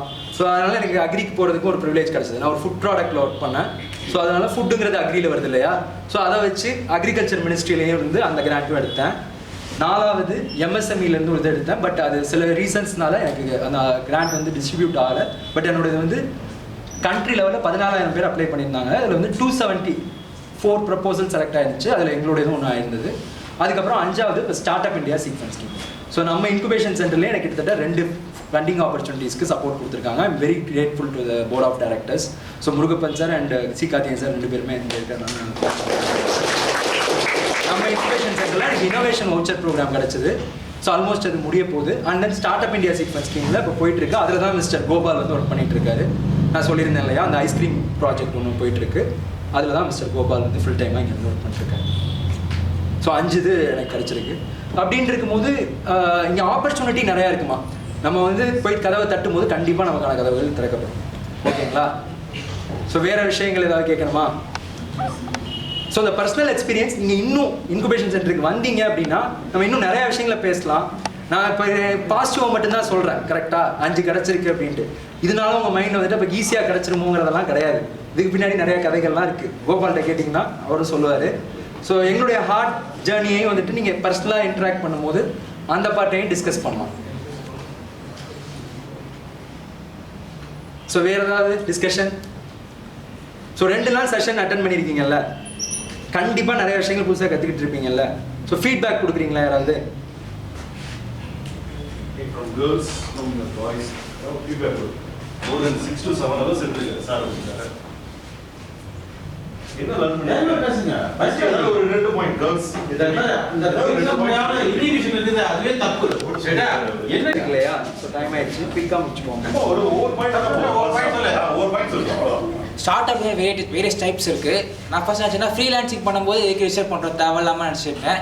பட் ஃப்ரீலான்சர் பண்ணும்போது ரிசர்ச் பண்ணால் ட்ரஸ்ட் வரும் கிளைண்ட்ஸ் கிட்டே இருந்து. அதனால் வந்து சோலோ பேப்பரில் வந்து ரிசர்ச் பண்ணால் நம்ம ஃப்ரீலான்சராகவும் இருந்து ப்ராஜெக்ட்ஸ் பண்ணலாம். அதே நேரத்தில் வந்து அவங்க ட்ரஸ்ட்டும் கிடைக்குது. ஜிஎஸ்டி இன்வாய்ஸ் வந்து ட்ரஸ்டட் கம்பெனிஸ் கூட தான் பண்ணுவாங்க. ஸோ அந்தமாதிரி நமக்கு வந்து நிறைய கிளைண்ட்ஸும் கிடைக்கிற வாய்ப்பு இருக்குது. இதான் வந்து புதுசாக கற்றுக்கிட்டது.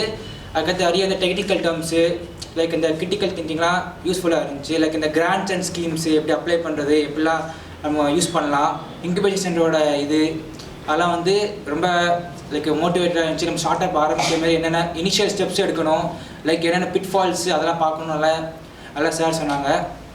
Thank you sir. சரி, தேங்க்யூ. ஸோ நிறைய பேருக்கு நிறைய ஐடியா இருக்கும். ஸோ இன்வெஸ்ட்மெண்ட்டுக்கு என்ன பண்ணுறதுன்னு எல்லோரும் யோசிச்சுட்டு இருப்பாங்க. ஸோ அதுக்கு வந்து நிறைய ஐடியா சொன்ன மாதிரி இருந்தது. அது வந்து ஹெல்ப்ஃபுல்லாக இருந்தது. அண்ட் தென் வந்து என்னென்னா அந்த கேஸ் ஸ்டடீஸ்லாம் சொன்னாங்க நிறைய பேரோட அந்த இன்வெஸ்ட்மெண்ட் பிஸ்னஸ் பற்றிலாம். ஸோ அது வந்து நல்லா ஃபன்னாகவும் இருந்தது, இன்ட்ரெஸ்டிங்காகவும் இருந்தது. ஸோ ஃப்யூச்சரில் நல்லா ஹெல்ப்ஃபுல்லாக இருக்கும்னு நினைக்கிறேன் சார். தேங்க்யூ. நேம் சொல்லுங்க. பரவாயில்ல, நீங்கள் சொல்லுங்கள். என்னோட பேர் கவின். நான் செகண்ட் இயர் டேட்டா சயின்ஸ் படிக்கிறேன். இந்த 2 நாள் நடந்த செஷனை பற்றி என்னோட ஒப்பீனியன் சொல்கிறேன். ஃபஸ்ட் டைம் உள்ளே வரும்போது நார்மலாக ஏதாச்சும் மீட்டிங் இருக்கும், டிபார்ட்மெண்ட்டில் சொல்லியிருக்காங்க அப்படின்னு சொல்லிட்டு தான் வந்தோம். ஆனால் பட் இந்த மீட்டிங் வந்து நிறையா மாற்றங்களை வந்து கொண்டு வந்திருக்கு. நான் வந்து சும்மா வருவேன், டெய்லி காலேஜ் போகிறோம், படிக்கிறோம், ஏதோ மீட்டிங் டிபார்ட்மெண்ட்டில் சொல்கிறாங்களா வரும் பார்க்குறோம். பெருசாக அந்த மீட்டிங்லாம் எதுவுமே இருக்காது. பட் ஆனால் இந்த மீட்டிங் வந்து உண்மையாகவே சொல்லணும்னா ஒரு பிஸ்னஸ் பண்ணுறோம் பண்ணல அப்படிங்கிறதோட பண்ணாதவங்களுக்கு கூட இந்த மீட்டிங்லாம் பார்த்தா வந்து ஒரு ஆண்டர்பிரினர்ஷிப்பாக வந்து பண்ணணும், இல்லை ஏதாச்சும் மீட்டிங் இது பிஸ்னஸ் ஆரம்பிக்கணும் அப்படிங்கிறது உண்மையாகவே வந்து எனக்கு உருவாக்கியிருக்கு மனசுக்குள்ளே. அதுக்கான நிறையா சொல்லியிருக்காங்க. இப்போ எப்படி வந்து ஸ்கீம்லாம் என்ன, கவர்மெண்ட்டில் வந்து என்னென்ன ஸ்கீம்லாம் இருக்குது, எப்படி அப்ளை பண்ணுறது, அதெல்லாம் வந்து சொல்லியிருக்காங்க. அது மட்டும் இல்லாமல் இந்த ஃபீல்டில் வந்து என்னென்ன ஆப்பர்ச்சுனிட்டிஸ் இருக்குது அப்படிங்கிறது சொல்லியிருக்காங்க. அப்புறம் இன்குபேஷன் சென்டரில் வந்து என்னென்ன இதெல்லாம் ப்ரொவைட் பண்ணுறாங்க. இப்போ ஸ்கீம்லாம் வந்து இன்குபேஷன் சென்டரில் கான்டாக்ட் பண்ணுற மூலிமா என்னென்னலாம் கிடைக்குதுங்கிறதெல்லாம் சொல்லியிருக்காங்க. ஆனால் நிறையா வந்து யூஸ்ஃபுல்லாக இருந்துச்சு. Thank you so much sir.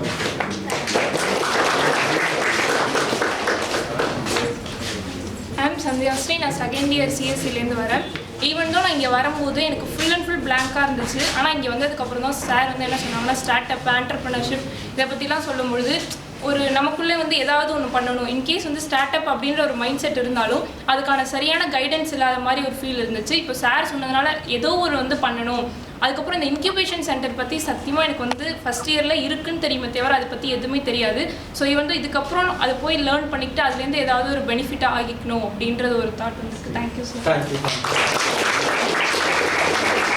So உங்கள் எல்லாருக்குமே தேங்க்ஸ். அஃப்கோர்ஸ் வந்து ஓவர் டைம் போனாலுமே நீங்கள் பேஷண்ட்டாக இருந்து உங்கள் ஒர்க் பண்ணி வந்து 12 மணி கிளாஸ் முடிச்சுட்டு வந்தேன். I met him. I will join 12:30 just எப்படி இருக்கணும் அப்படின்னு பார்க்குறதுக்கு. என்னோடய ஃபஸ்ட்டு பிஹெச்டி ஸ்காலர் வந்து என்னோடய டீச்சர் லேட்டாக. அதுக்கப்புறம் என்னோட 92 மெக்கானிக்கல் ஸ்டூடெண்ட்டுக்கிட்ட நான் வந்து கிளாஸ் அட்டன் பண்ணியிருக்கிறேன். நான் this is second time and I am attending class under, of course he was not my student directly, at least இங்கே படித்ததுனால ஸ்டூடெண்ட்டுங்கிற டாக் எடுத்துக்கலாம். And he has worked in incubation center when I was the director there.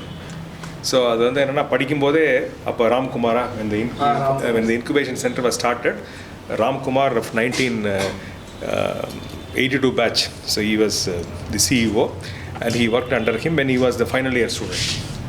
So என்னன்னா urge இப்போ என்னென்னா அடுத்து என்னென்னா நான் 12:30 மேலே தான் ஜாயின் பண்ணேன்.